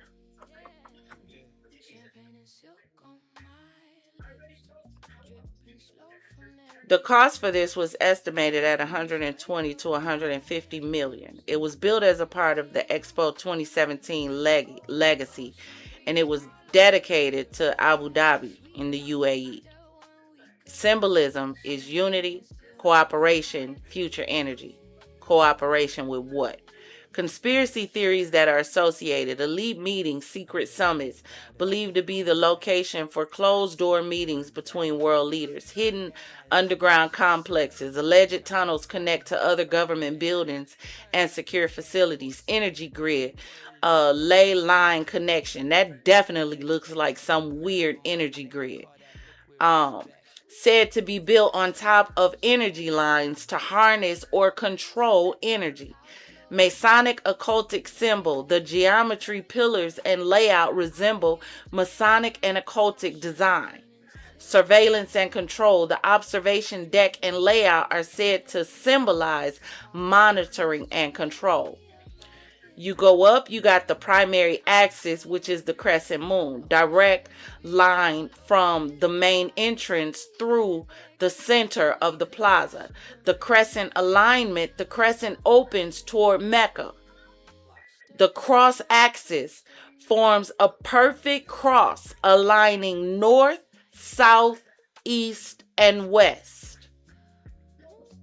Power focus point. The center circle is the focal point of all axes and walkways. Do you not realize that everything here that we have discussed already, and we have so much more to go, everything has been labeled perfect? Why in this area has there been such a push for everything to be perfect? It's the perfect axis of north, south, south, east, and west. It's the perfect sphere. It's the perfect triangle. Why did everything have to be created so perfectly? Let's continue.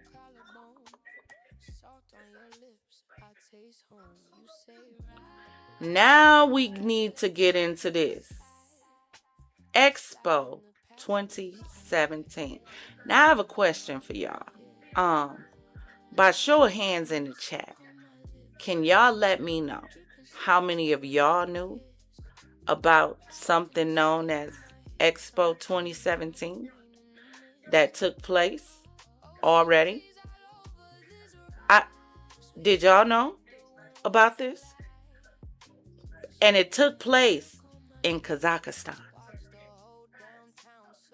A meeting of world leaders. Let me see what y'all saying. Let me pause before we continue. Because, baby, the rabbit hole is holing. I'm scrolling back some, y'all, so I can capture what y'all saying. The agenda is clear. The egg appears to be held up, but also looks like it's being swallowed by the idiom mentions unaliving the goose. Absolutely. That lays the egg refers to destroying the source of wealth out of greed or stupidity, resulting in the loss of future benefits. Oh, wow. Look like WH 2.0. Nisi said that's D. Nisi said a new world order. A whole new world, basically. Hey, they was trying to tell us in Aladdin. This is crazy. Meanwhile, here in the States, potholes so large to hit one will snatch you back to the future. Facts. Tear up your whole car. But they able to make perfect buildings. The system at its core sadly support the lesser light. Nisi said more like a portal. It definitely seems like a portal, because that's definitely what the Stargate was. It was a portal. Looks like a compass or a sun wheel. You know what? I didn't even think about that one, Progressive. It definitely looks like a sun wheel. Sundial. There you go. Thank you, Nisi. Definitely a sundial.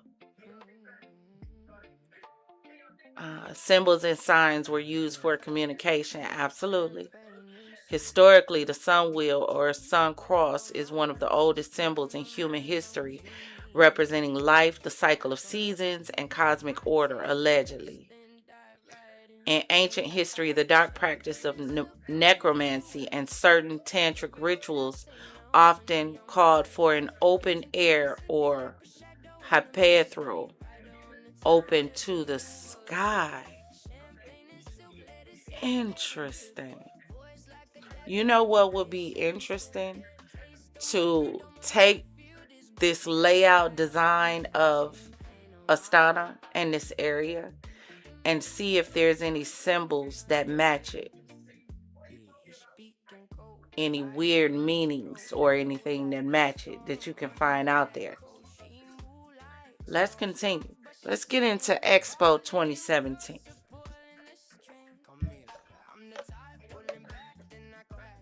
I'm drinking a sip of my champagne, y'all. Hold on.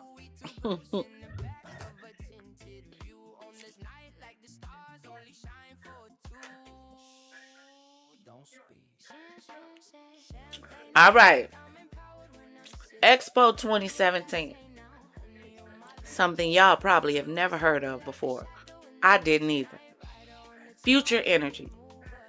Expo 2017 Astana was a global event dedicated to one of the most important challenges of our time, future energy. It combined innovation, sustainability, and cooperation to shape a better future for the planet, right? Key facts. The theme of it was future energy. The date was June 10th through September 10th, 2017. 3 months. These motherfuckers had a conference that lasted for 3 months. Meanwhile, you can barely get approved for 2 days. But let's continue. Participants, 115 countries, 22 international organizations. Visitors, over 3.7 million. Site area, 174 hectares. Building area, 280,000. Y'all, please let me know if that means meters squared. Because I don't want to be sounding illiterate, but I'll sound illiterate till I know for sure. Events, 8,000 plus. Legacy, a new symbol of Astana's vision for a sustainable future. Let's keep going. We're going to move to the right before we go down. So, the energy of the future for the planet, for all. Don't this sound more like Revelations? You know, one faith, one religion, one world order, one ruler. It don't sound like that. Efficient use of energy, renewable energy source, energy for everyone, New Orleans Sphere, Museum of the Future, all of this stuff was unveiled at Expo 2017. Shows you the location, the pavilions that we discussed. The legacy of the Expo was to strengthen Astana's position as a global hub for innovation and sustainability. It's inspired millions to rethink energy and protect our planet. Hell, they ain't started here. I would love to know if they started in other countries. Inside, we already went over that. We don't need to go in the sphere. The journey of visitors was arrival, discover, explore, experience, get inspired, and build the future. That was the thought of the Expo. The future is not something we enter. The future is something we create together. It sounds good until you realize that majority of this that sounds good and talks peace, peace, peace is all done with the threat of war in order to make it happen. This is another breakdown. I had to, create several different ones in order to get what I wanted. It also gives you a look at the water features. You have to the far right, number 1, the central reflecting pool in front of the Nur Alam Sphere. You have the cascading fountains along the main axes. You have the musical fountain, which is, for light and sound shows. You have the canal system, which connects key plazas. You have the water plaza itself, which has interactive water jets. You have the bridge waterfalls, which are flowing LED. This is a lot of water. Look at the line of sight axis all the way to the right underneath that. Primary axis, direct view of the Nur Alam Sphere. Secondary axis connects major plazas and pavilions. Pedestrian axis, walkways and green corridors. And visual landmark for focal points. You see this? And all of these lines are perfectly aligned. And again, I'm asking why. You want to talk about contribution? No, let's go all the way to the end. The total cost for all of this was $1.5 billion. Do you want to get into who contributed to this? Hold on a second. Because I want to make sure y'all can see these numbers. Let me blow it up for a second. Top contributing countries. Kazakhstan, 1.2.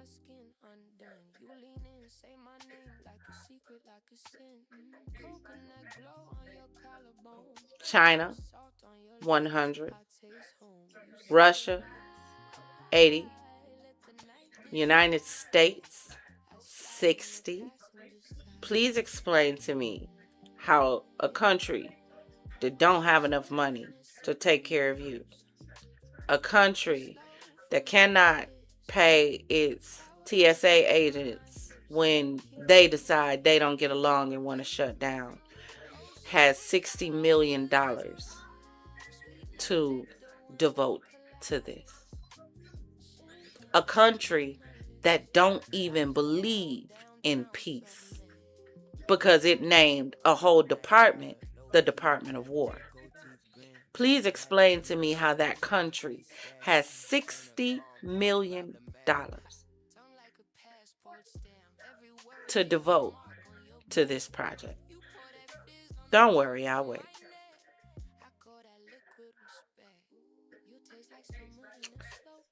Germany, UAE, Japan, France, South Korea, Turkey. The lowest amount on this board is $20 million. Why do you think the United States would invest $20 million into this project? Maybe that's the question that we should start asking. Maybe then we would understand. Hold on, y'all. I gotta get it back down to size right. Maybe then we'll understand what's really going on here. Hold on. Let me readjust it.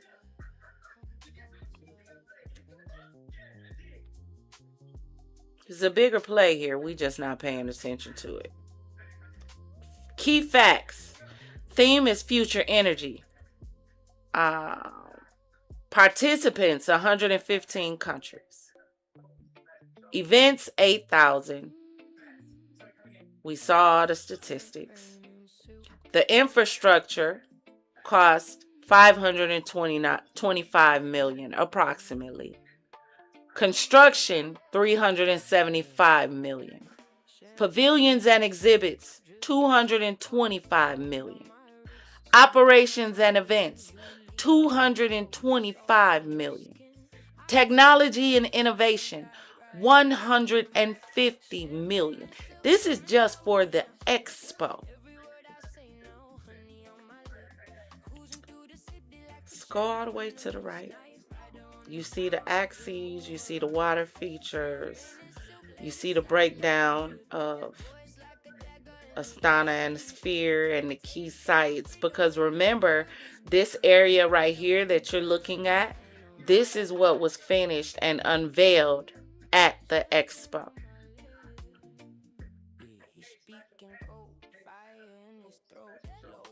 Interestingly enough to me, there was injuries at the Expo. Major injuries were reported, right?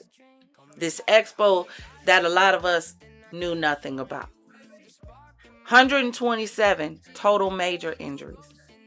43 falls from height, 33.9%. 29 struck by an object. 22 slips and trips.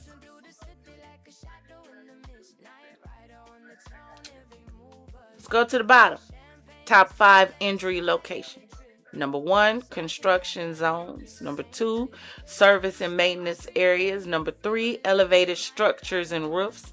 Number 4, public walkways. Number 5, loading docks and delivery zones. By time of day, majority of the injuries took place at its height. What would that be, about noon? Why do you think majority of people were getting injured at noon? I would really love to know what was going on when they were getting injured. Injuries by construction. Phase 1, early construction, 22 people. Phase 2, main construction, 71 people. Phase 3, final preparation, 24 people. Expo operation, 10 people were injured. Safety measures implemented. Worker training and certification, height safety systems, PPE compliance enforcement, site monitoring and inspections, emergency response teams. Key takeaways: most injuries occurred during the construction phase. Fall from height were the leading cause. High risk areas were construction zones and elevated structures. Strict safety protocols reduce injuries during operation, period. So you're trying to tell me, in the completion of the most perfect structures in the world, you had this many major injuries, putting together a perfect structure, so there was no thought about human life and preserving life while you were preserving the perfect structure? Vehicle transport, 14 forklift and transport vehicles. Loading, unloading injuries, site logistic movements, service roads, loading zones, equipment related machinery accidents, electrical system work, mechanical handling incidents, common areas we see there, slips and trips, wet, uneven surfaces, how it's supposed to be perfect, cables, debris, materials, on the walkway, struck by objects, tools, materials, dropped, moving parts and equipment, structural components, falls from scaffolds, working at heights without proper protection, roof and struck area. Oh yeah, you gonna blame it on them? I'm sure that was the reason. Of course there's gonna be accidents, but look at that. You see the red? It's interesting to me that the accidents seem to follow the circle as well. I don't seem like an interesting fact to you?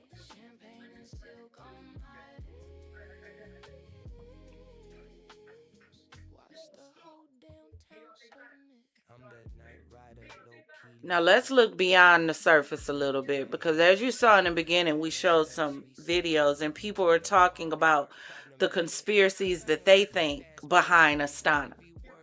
What I want you to do is drop in the comments and let me know how you think all of this is connected. Now what I'm going to tell you is it's all connected, even though I don't know how yet.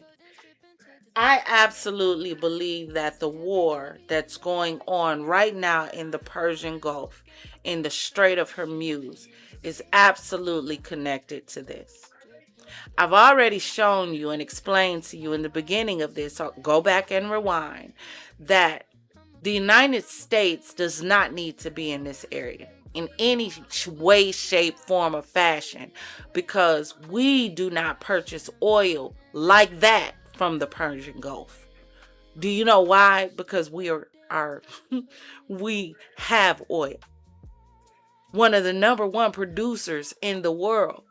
But we don't have buyers like the Persian Gulf does. That's why we can't see the oil money the way they do, because we don't have buyers.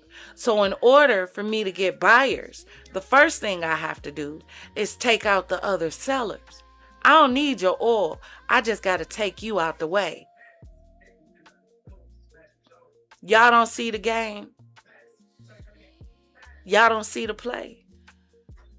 While we spending time paying attention to others, each other, black versus white, we missing everything this orange bastard is doing behind the scenes while he laughing in our face and telling us everything is okay. Anytime we are over here, it is about the oil. I just realized in doing this study yesterday till today, it's just not about the oil in the way that we think. We don't need their oil. We ain't trying to steal it. We're trying to destroy it if we can't have it, so that we become #1. It's all a game of who can become #1. You sank my battleship. Who gonna be #1? Clearly, whoever is running Astana.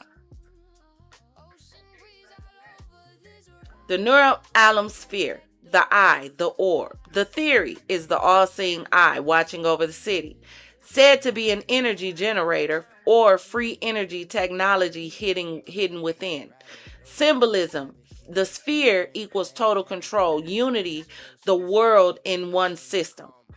The Battleship Tower, the world tree axis mundi. Theories represents the world tree connecting heavens, earth, and underground. Said to be a portal or energy transmitter. Symbolism, tree equal life, connection, vertical authority. You see how it's easy to look at some things and see like, yeah, peace, peace, peace. And turn around and really pay attention and be like, yeah, but no, that looks a lot like war. Ak Orda, built over an ancient sacred site to assert dominance. Believed to be the true command center of Kazakhstan. Now I gotta look and see what the ancient sacred site it was built on is, allegedly. The dome equals heaven-controlled divine authority. The Hazrat Sultan Mosque, you see that mosque? Some believe it was built to balance surrounding occult symbolism, said to be aligned with spiritual frequency lines. Domes and minarets equal power, spiritual dominance. Expo 2017 site, Future Energy. Theories, cover for advanced hidden energy technologies. Site aligned with key lines and energy field. Ley lines, and energy fields. Energy and portals, buildings aligned with ley lines and to harness or distribute energy. Symbolism, the circle equals endless loop, energy cycle, control grid. Presidential park and triumphal arc, the arc of power. Theories, the arc is symbolic gateway that looks like a gateway for King Kong or something to come through. What is this city preparing for? Or what is it sending messages and signals to is what we should be asking. 10, the Abu Dhabi Palace, the Crescent Palace, theories, crescent-shaped symbol, hidden agendas between nations. Said to be a financial control hub.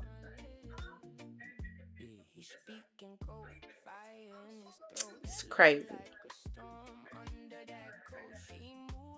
The Khan Chatur Entertainment Center looks like a circus tent to distract and hypnotize. Believed to be a mind control or energy manipulation structure. You see that point at the top. Looks like it's sending a beacon to the sky. Symbolism, tent equals illusion, deception, entertainment as control. The one thing that I noticed about this is while everything else is gold and light, this seems to be purple. And I'm wondering why this is purple and everything else is not. What's the significance of this being this color?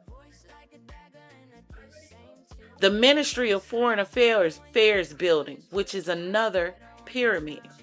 Theories, hidden government operations inside.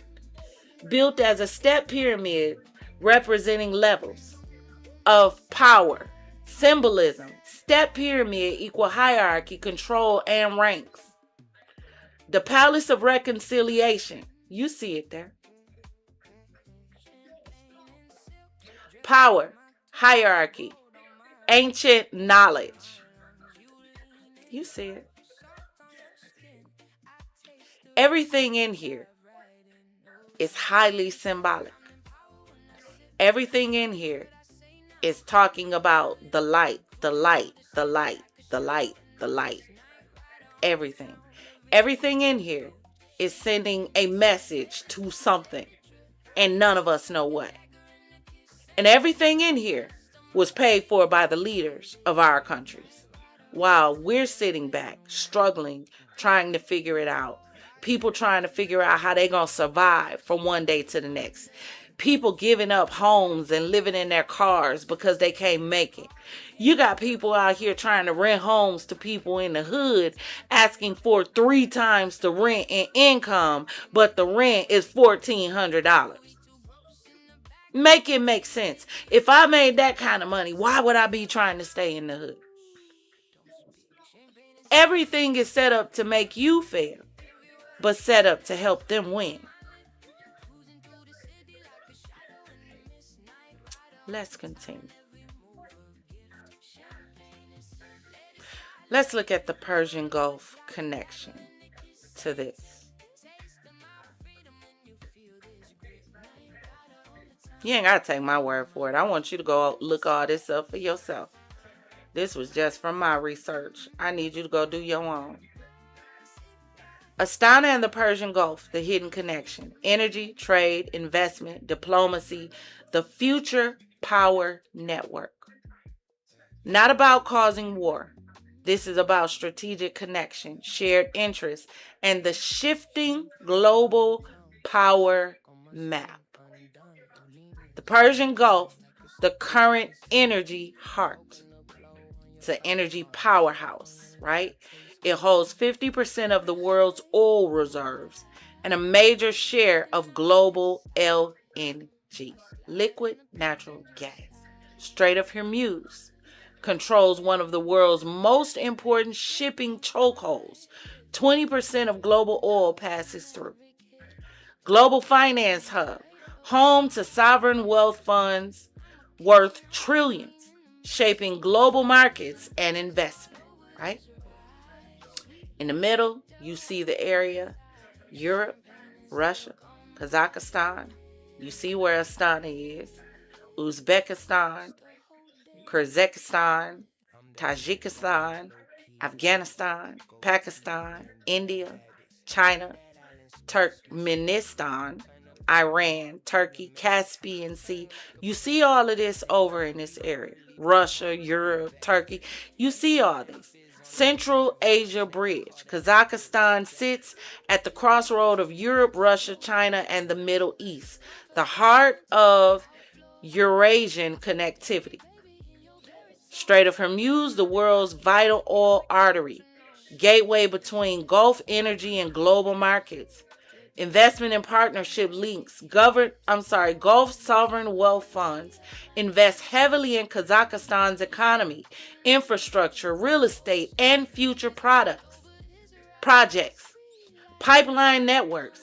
Kazakhstan is a key part of major oil and gas pipelines leaking the Caspian to global markets. Eurasian corridors, land routes connecting China's Belt and Road Initiative to Europe through Kazakhstan. Everything is running through Kazakhstan, and we did not know. Because I ain't never heard nothing about this place. Ever, never, ever, never, never. And I graduated in 94. Was it in the books after 94?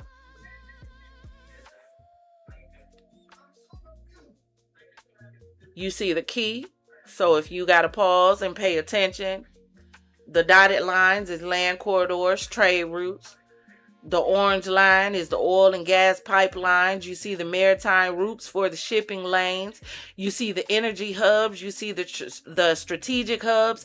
You also see the investment links. It's a pipeline. The future vision. Future energy focus. Expo 2017 positioned Astana as a global dialogue center for next generation energy.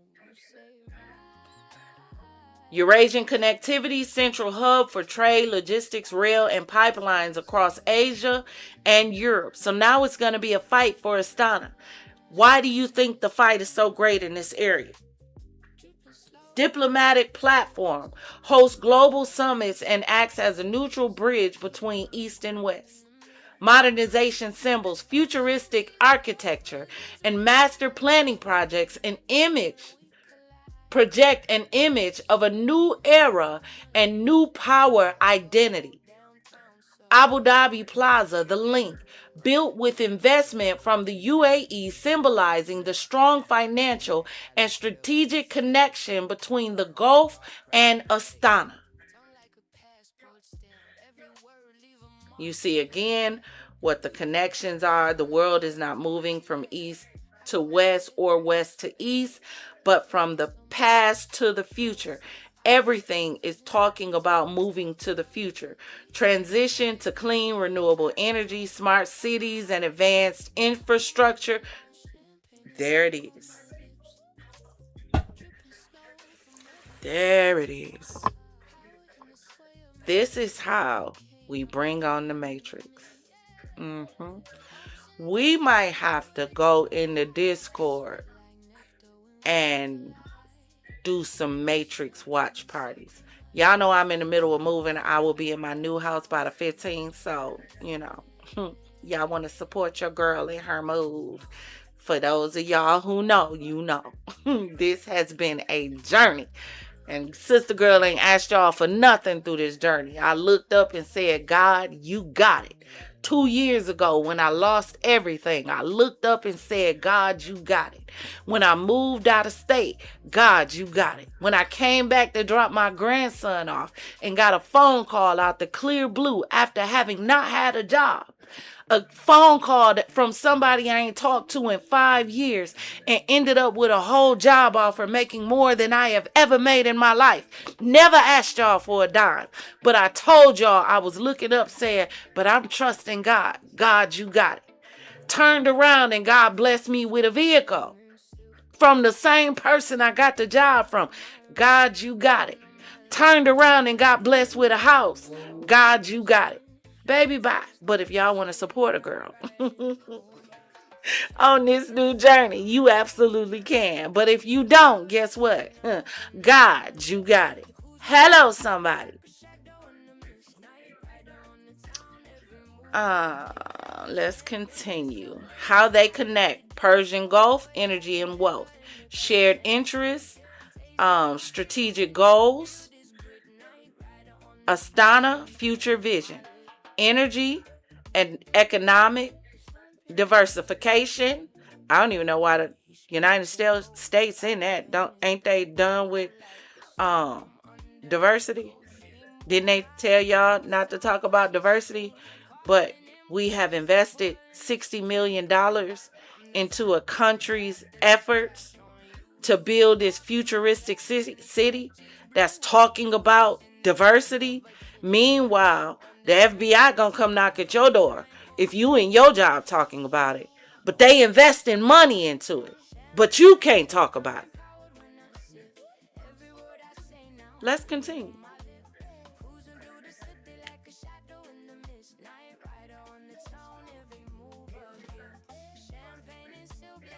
So you see more symbolism, everything that we've discussed this far: unity, eternity, power, knowledge, order, transformation. Persian Gulf cities. Y'all look at this. Y'all see that? Everything over here look like it's a beacon to something else. Stargates, beacons, lights. Light ain't always a good thing. I know they want you to believe that. We was always taught that. But you know the enemy has a way of perversing everything that's good. Now, let's go here. Empress, why are we talking about the World Bank? Did you know there was a such thing as the World Bank?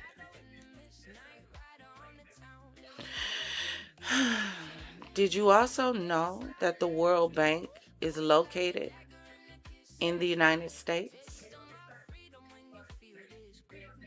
Before we get back into discussing Astana, because it all fits together. Oh, baby, I need you to follow me. I need us to pause and take a journey over to the World Bank. Let me see what y'all are saying real quick. Thank you, Progressive. Yes, please show your love for the city. And go get you some gifts.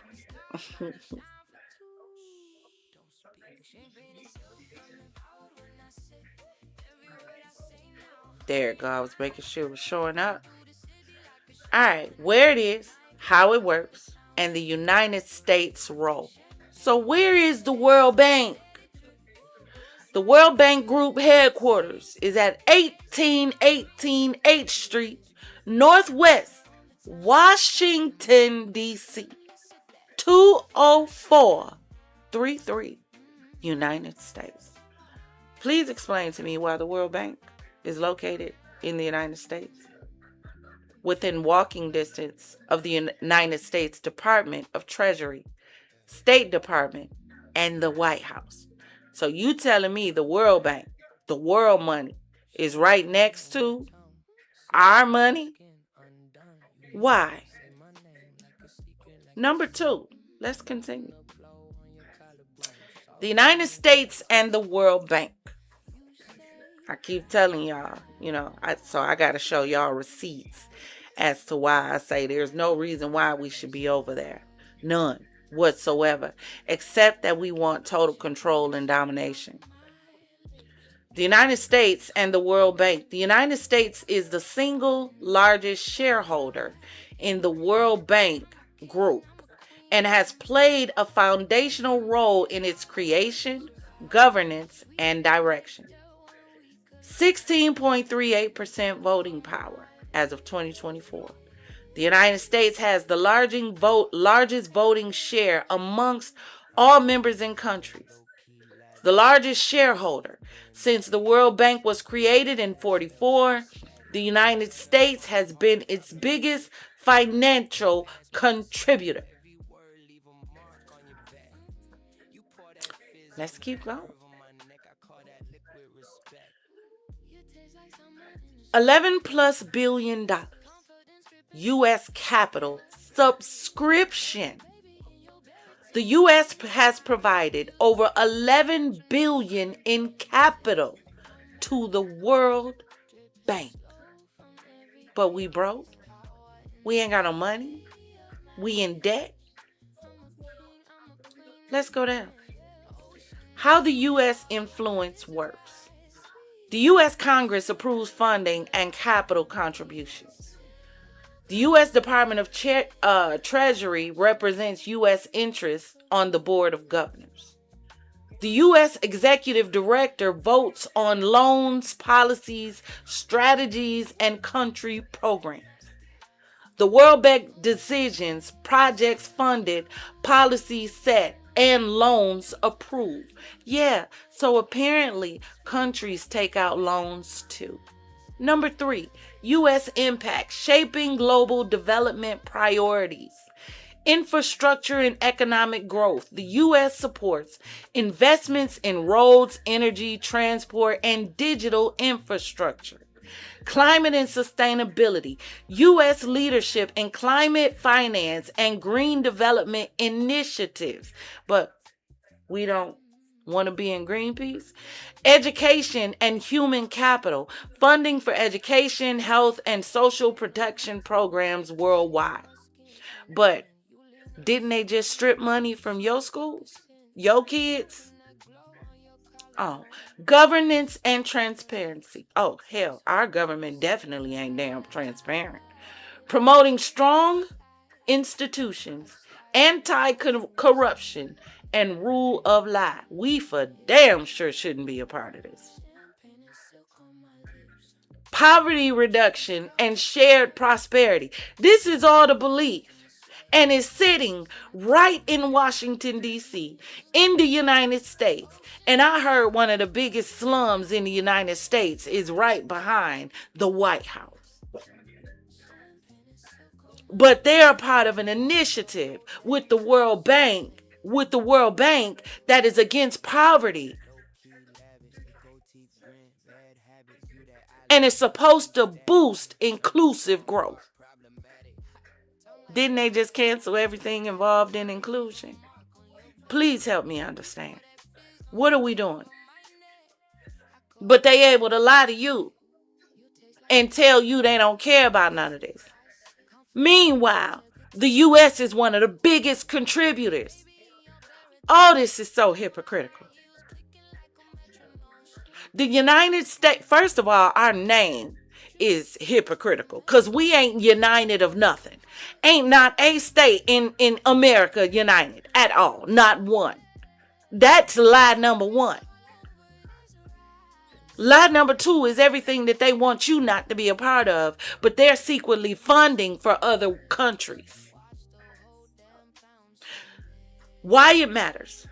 The United States ensures the World Bank remains accountable, transparent, and result-driven. But they ain't accountable for nothing. They ain't transparent about nothing. And don't get results for nothing. U.S. involvement helps align World Bank projects with global stability and development goals. Yeah, for everybody else but the United States. Through the World Bank, the United States extends its leadership in building a more prosperous, secure world. So we're more concerned about securing the prosperity of the world than securing the prosperity of our own residents. Oh, let's continue. The World Bank is one of the most effective tools we have to end extreme poverty and promote shared prosperity. I would love to know how. A history of U.S. leadership at the World Bank. 44. Bretton Woods Agreement. The United States helped create the World Bank to support global reconstruction and development. It's interesting that we, built the World Bank to help create, but we're constantly blowing everything up. Make that make sense. 1945, the World Bank established. The U.S. is a founding member and the largest initial contributor. another reason why it makes sense is because if we're one of the biggest contributors and we're tearing up stuff, then they got to come to the World Bank in order to get money to build the stuff back up. So they're taking the money from their op and using it to build their land back up. So after we done destroyed their stuff, we got to go back and use our money to build it back up again. Because otherwise it destroys the world's infrastructure. Let's go to the top before we get to the bottom line.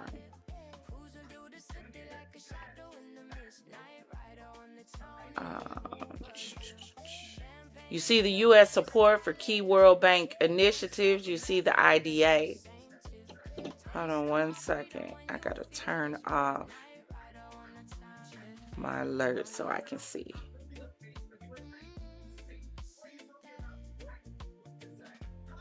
There we go. The IDA, the International Development Association. So the U.S. is the largest donor to the IDA, providing concessional loans. Meanwhile, you can't get a house, a car.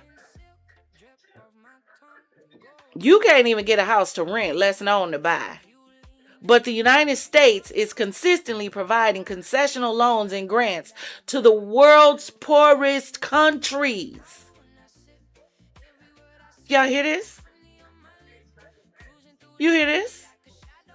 The U.S. is bailing out countries, but can't bail out its own people. See, y'all ain't, I only have, a little over 1,000 subscribers. I don't know what I'm talking about. Just about everything I done told y'all been right. I ain't been wrong yet. Wrong yet. Global infrastructure projects. The U.S. support helps fund high-impact projects in energy, transport, water, and urban development. This is around the world. It's not in United States.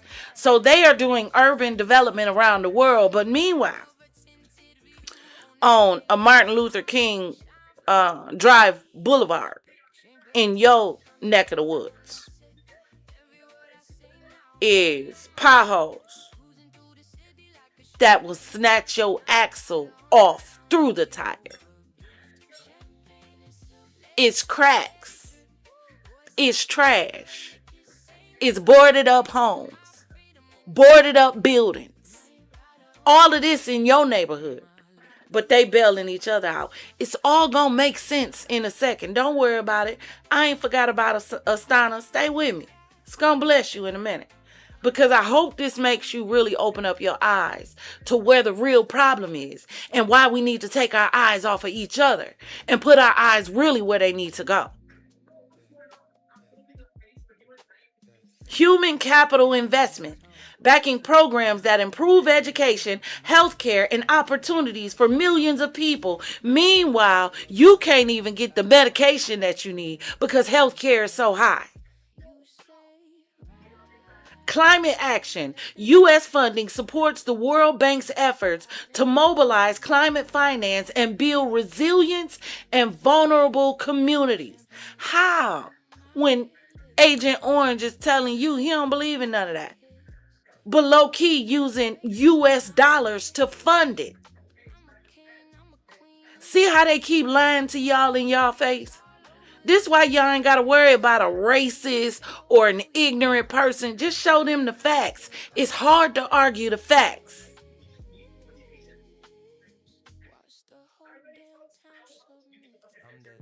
Am I missing anything in here? Hold on.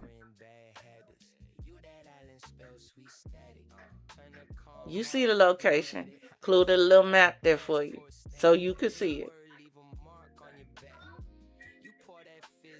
Let me see.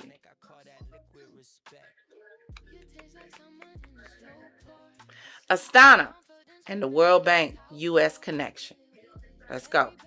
The United States, through its leadership at the World Bank, helps support projects that contribute to Astana's transformation into a modern, sustainable capital.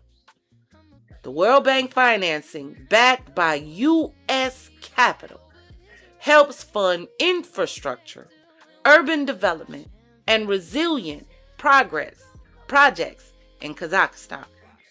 U.S. voting power helps shape the strategies and investments that support Kazakhstan's growth. Partnership for stronger and more prosperous future. So our leader is doing this for the world, but can't do it for you? And y'all still running around talking about Trump cares about the people? Who people?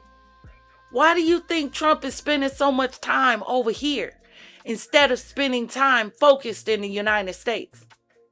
Making our land great again so that the world looks at us as an example of what to model. Right now, the world is looking at Astana, not the United States.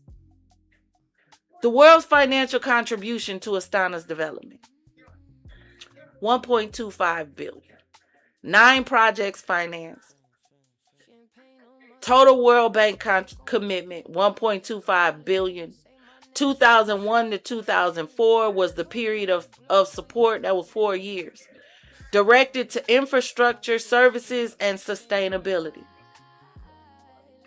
The loan that they received, $1.01 billion. 80% came from the IBRD loan. IDA credits, $0.19 billion. Grants, $0.05 billion. So yeah, worlds get grants too. The support and key projects timeline. 01, the water supply project, $38.7 million. Improving water supply and reliability for the city. I keep telling y'all, I want to know where this water came from and what's underneath it. 06, services improvement project, $60 million. Upgrading municipal services and urban infrastructure. 09, urban transport project, $90 million. Meanwhile, you can barely get $900. Improving public transport and urban mobility. 2013, Astana City Development Program, $100 million. Supporting integrated urban planning and infrastructure.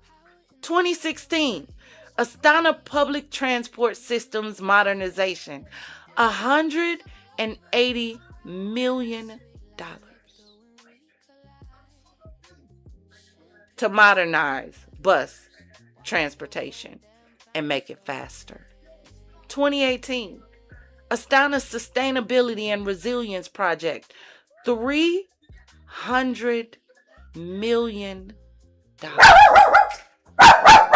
Hold on. I don't think she like that either, y'all. Hold on.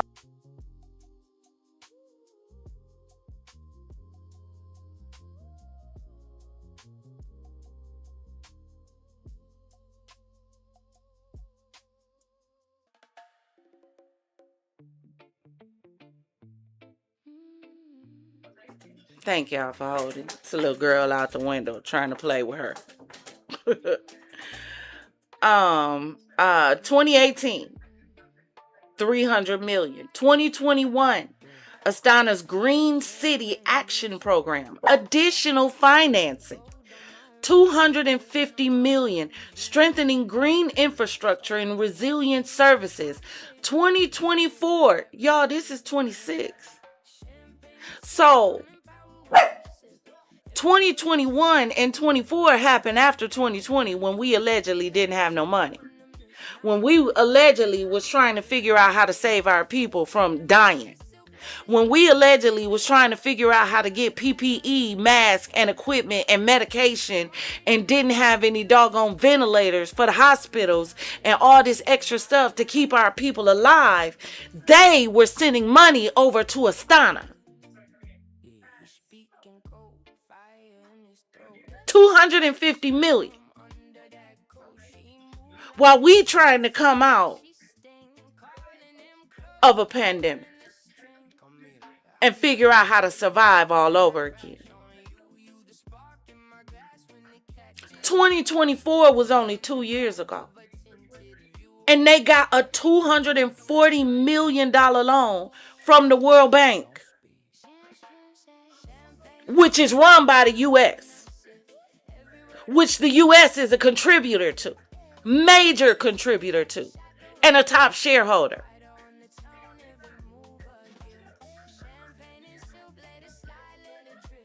Example of impact: 700 and plus residents benefit from improved urban services over there. 100 plus kilometers of roads, infrastructure improved over there. Meanwhile, over here, you can barely turn a corner without hitting a pothole, a crack, a missing street. Hell, whenever they tear up one side of your road to fix it, it take them 3 years to put it back together. And they put it back together more messed up than it was before. 200,000, meters squared a day, increase in water supply capacity, significant reduction in greenhouse gas emissions through green investments. Let's continue.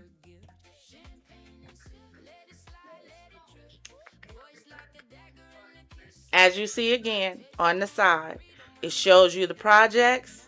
It shows you where the contributions were for, where they went, the commitment amount, the years, and again, what concerns me the most, 21 and 24. Baby, that was after. Matter of fact, 2018. Let's start there. How exactly in 2018 did you give 300 million? Approve. But you can't approve any fixing of infrastructure in your own country. We don't have nothing here that looks like nothing in Astana. So now I ask you again, why do you think we are actually in a war in the Persian Gulf? With everything that I've just showed you, that is also over there in that area. Let's continue. I think I got one more slide. Hold on. The World Bank is proud to support Astana's transformation into a modern, green, inclusive, and resilient capital city. You see it. All this money, but we broke. We run the World Bank. The World Bank is actually in the United States. Not too far from where the United States money is. And you wonder again why I say, when you're looking at the Strait of Hormuz, all of this looks like one big game of you sunk my battleship. That's what it looks like. You think all of this war is just because Iran may or may not have a nuclear weapon? When you got Saudi Arabia over here, you got the United Arab Emirates over here, you got Iraq over here, you got Kuwait over here. But in order for you to get to Astana, it looks like you got to go through Iran. So again, I ask you, why are we really over here fighting this war? And why hasn't this war ended? We don't need the oil. We don't. Because we produce oil. It's one big chess game. That's all it is. Who can move pieces the fastest into place without anybody else knowing what you're doing? Because all of this was going on and none of us knew it. Did you know? Hold on. I'm finna just let them play. Did you know?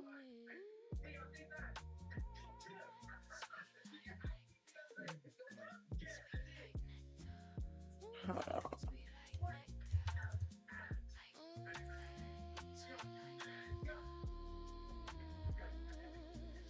I just want to know, while we're looking at all of this, did y'all know all of this was taking place?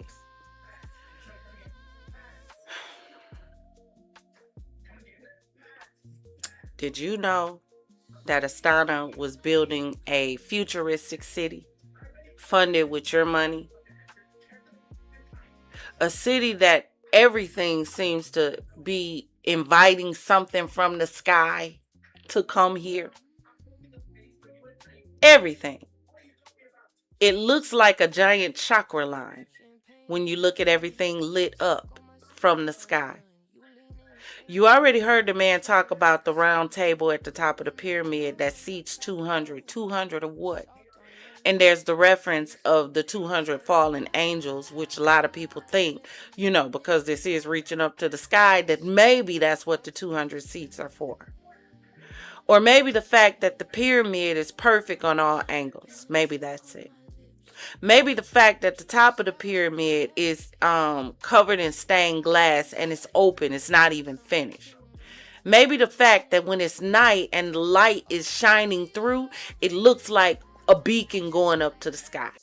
Yeah, I told y'all, whenever I start telling the truth, then I start dealing with issues with YouTube and streams start disconnecting and reconnecting and buffering and not buffering. That's what y'all dealing with right now. It's okay. Why do you think this place exists? We're going to do some more digging because I need to know what's under the water. I need to know where their capital city is built on top of this sacred land. I think we're going to start seeing more about Astana in the future. It's not a lot of people talking about it right now, but oh baby, I feel like they will be. Drop in the comments and let me know what you think. Let me know if you knew about Astana. Let me know if you knew about all of this going on in Kazakhstan. Let me know if you knew about the World Bank being in the United States and that the United States was one of the major funders of all of this in Astana, Kazakhstan. Because we run the World Bank, which is sitting in Washington, D.C., next to our Federal Reserve. Dig them apples. We are sending money over to other countries to build other countries. Meanwhile, we don't have any money to take care of our own, allegedly, according to them. And if you really look into the World Bank, then you'd realize that when they borrow money, because they do loans to other countries to help build up their urban empires and their infrastructure. When they do loans to other countries, those loans come with 0 to little to no interest rates. You heard what I said. Meanwhile, what's the interest rate on your home loan?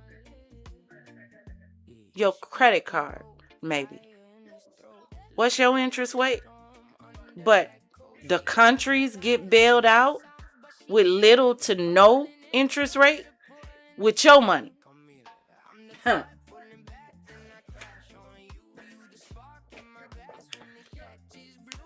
Drop in the comments and let me know what you think about all of this.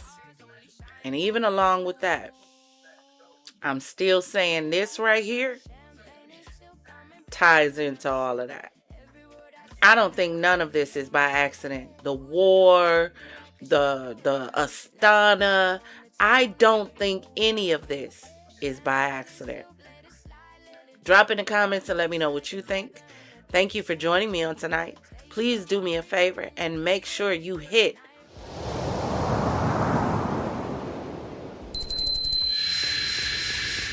that like and subscribe button and that notification bell so you will be notified when we jump into the Champagne City for another show. Baby, we got a lot of stuff coming down the pipeline because I'm paying attention to a lot. We're going to get more into this David thing. I really want to know what y'all think about. Matter of fact, let me go back.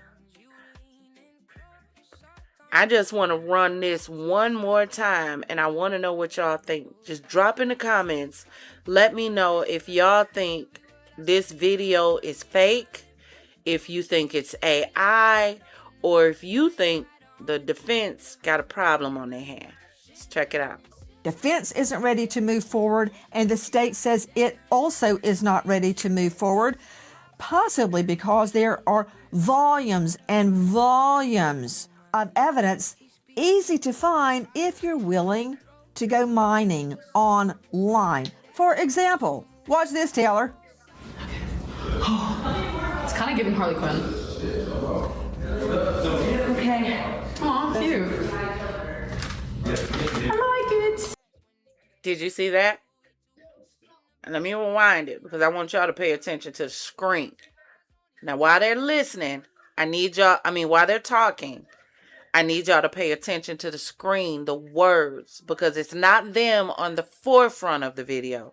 It's the conversation that's going on behind them that you need to pay attention to. It's kind of giving Harley Quinn. Okay. Aw, cute. I like it. And then, wait, what is this? Stickers? Stalkers. Oh.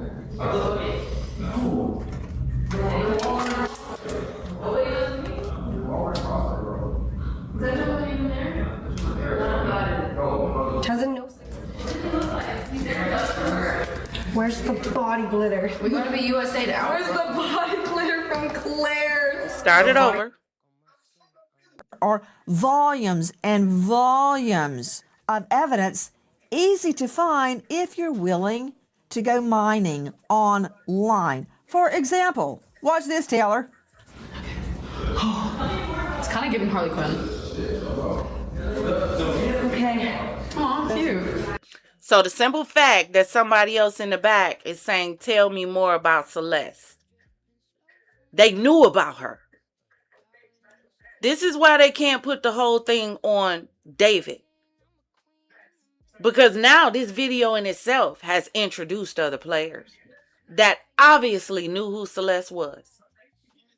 So the witness, you see it on the statement in the background, says, yeah, you killed her. The response is, yeah, me and David. And then, wait, what is this? Stickers? Stalkers. Oh.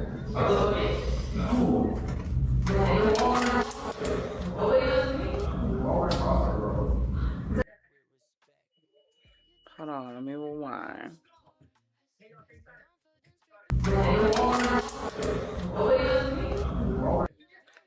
You already crossed her, bro. What does that mean? You already crossed her. Crossed who? Celeste? That's who she's asking about.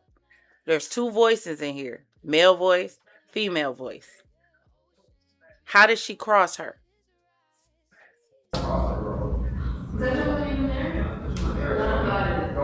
Doesn't know. So basically, it sounds like they're saying her body is still in the house and you already passed her, like crossed past her. You crossed where her body is. And that's why it sounds like the girl gasped. You see that? Especially in there. Doesn't know. What it looked like, I'm very close to her. Where's the body glitter? We gotta be USA now. Where's the body glitter from Claire's? Just give him a second. Do y'all think that he was showing them the body in this conversation?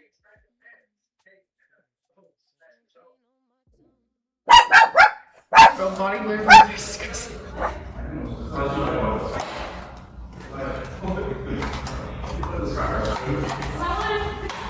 Okay, clear glitter. Okay, chat. I'm gonna show you guys my face makeup. Nancy, when we looked at this story and wondered when is this going to come out, that Celeste Riva's best friend said that in January, about 12 weeks before Celeste was murdered, Celeste was at her parents' home, and her best friend is sitting there trying to talk her out of running away because Celeste wanted to run away to David. Now, the friend thought she was talking about a classmate. She wasn't, but Celeste gave her the reason. Thought she was pregnant. Celeste tells her best friend, I'm pregnant and I'm going to run away to David's. Now remember, again I say, we went through the full ME report, and the ME said she was not pregnant. There was no signs of pregnancy. There was no signs that she had been pregnant. What we're hearing now is the ME has changed their report to say indecisive, or whatever the word was, inconclusive when it comes to pregnancy. Why would an ME be allowed to change a report?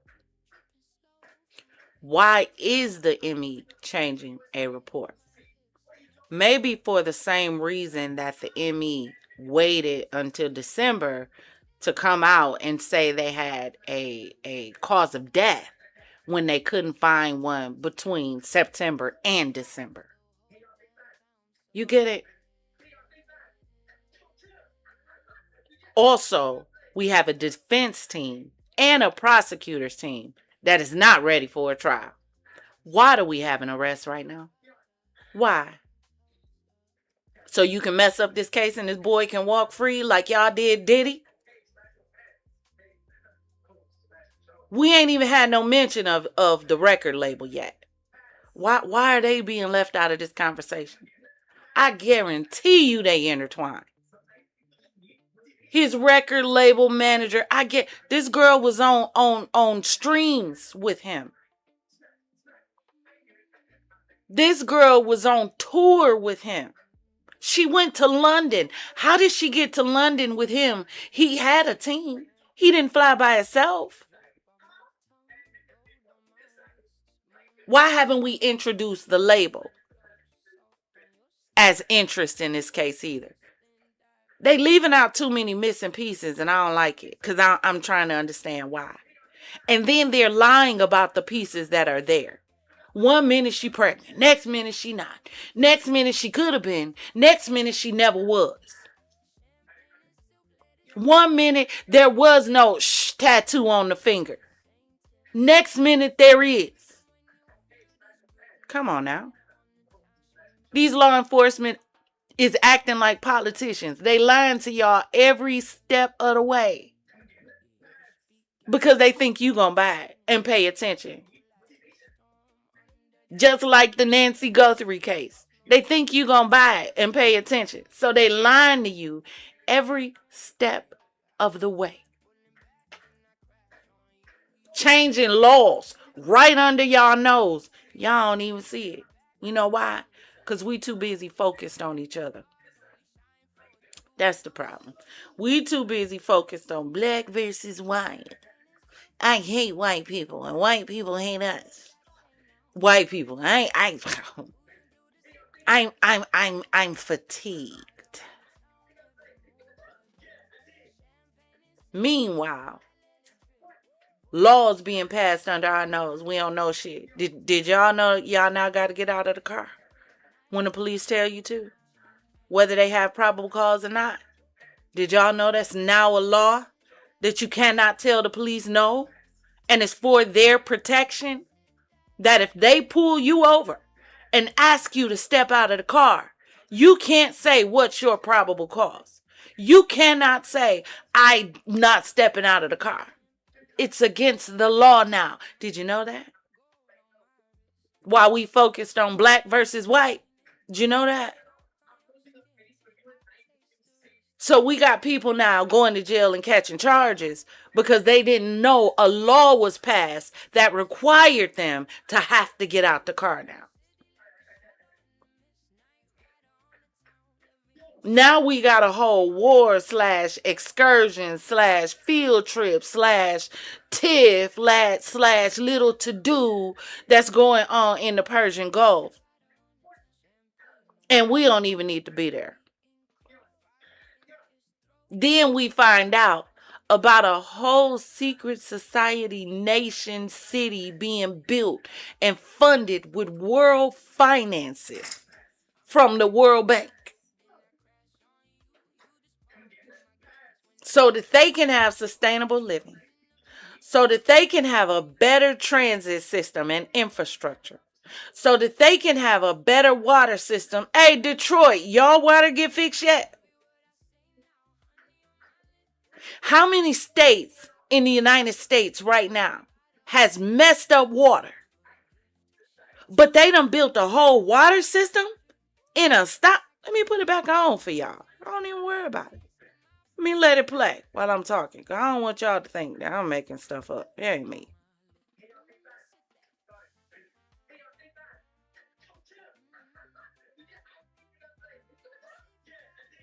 No, not that one. Let's go there. Yeah.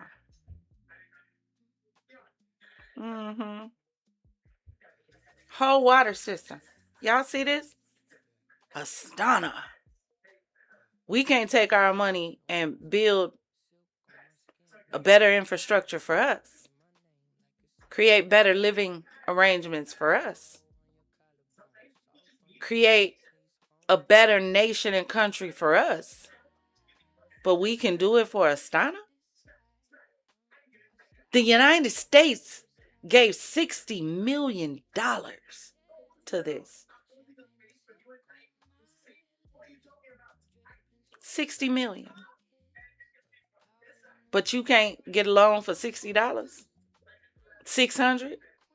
You can't get a loan for a car without heavy interest rates and penalties if you don't pay on time. Meanwhile, they able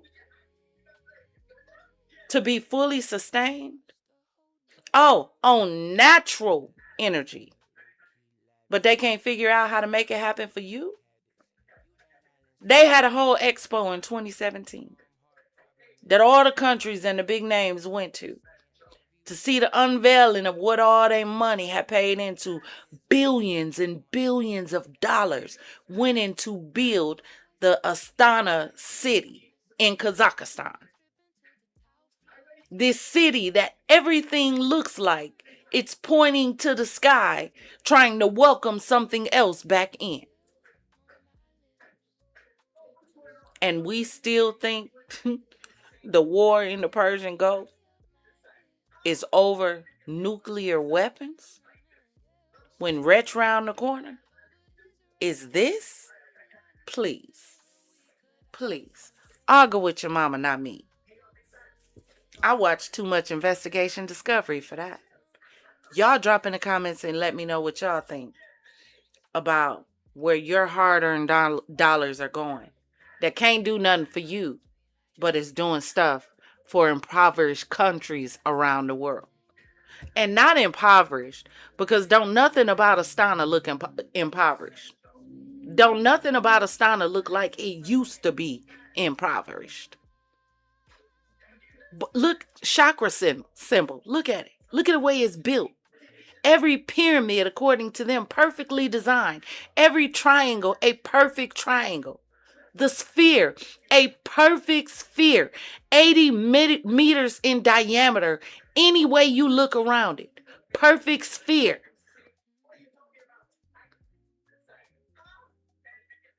You see it. Drop in the comments and let me know what you think. Thank you for joining me tonight. Make sure you hit that like and subscribe button, also the notification bell, so you'll be notified when we jump into the Champagne City for another show. Who knows where we may go? Because, baby, we getting into it. Yes, we are. Ain't no sense. Look, YouTube gonna demonetize, remonetize, not monetize, whatever they decide they want to do. We gonna get into it. Let me know what you think about all this. Let me know if you knew about Astana. Let me know what you think about our fears and felonies, about the shootout that took place. Let me know how you feel about police chases in cities. Do you think they should be called off? What do you do when you have a murder on the loose that has shot a cop, that is shot and unalived his baby mama, girlfriend, whatever she was, who shot her landlord and somebody else in the house, and is now on the run, so you don't know if they're a danger to anybody else or is going to another location to finish the job? What do you think should be done about high-speed chases? Do you think they're necessary, or do you think they need to end? Drop in the comments and let me know. Champagne Gang, Fizz Fam, confidants, and visitors. Always remember, if it doesn't cause you to elevate, Baby, it's causing you to depreciate. Now raise those glasses, clink, and let's drink. Till we meet again. Ta-ta.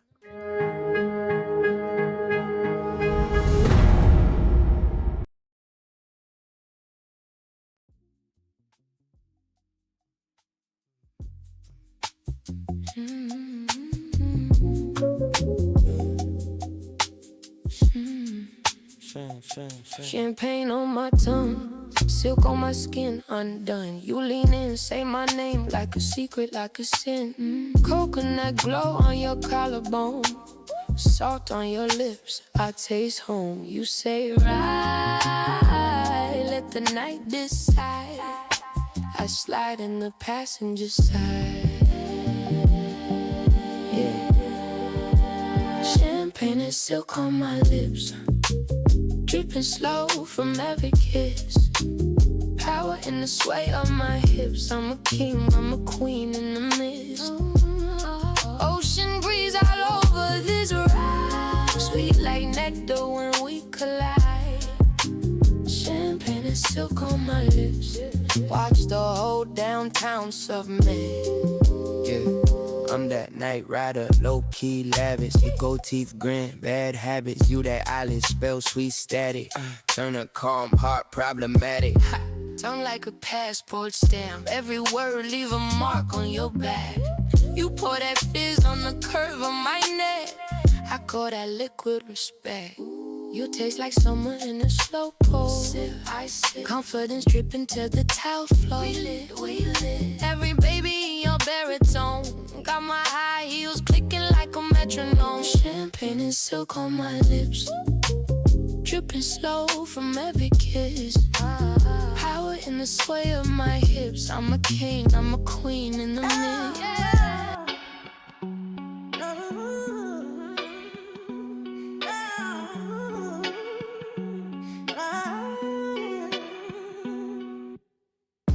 Stockings by the fire, but the room's ice cold. All of what you give, guess it came pre-sold. Found the lips on the best friend, the ribbons came untied. Unwrap betrayal, under that you tied. Mistletoe hanging, but the vibe ain't sweet. So I'm tangled up where I used to keep my seed. The red I'm seeing ain't from no candy cane. Ain't no Ollie, ain't no Jolly, just this burning pain. Christmas red, Christmas red is the fire in my head. Yeah, the trust is dead. Tree lights flicker, but my mind's on rewind. Every I love you now feels weaponized. Eggnog spike, but it ain't numb in the sting. Her best friend took my crown, now I'm the fool king. Sleigh bells ringing, but they sound like alarms. Frosty outside, inside it's a storm. No chestnuts roasting, just my patience shot. Love ain't a present, it's a house of cards. The red I'm seeing ain't from no candy cane. Ain't no Ollie, ain't no Jolly, just this burning pain. Christmas red is the fire in my head. Yeah, the trust is dead.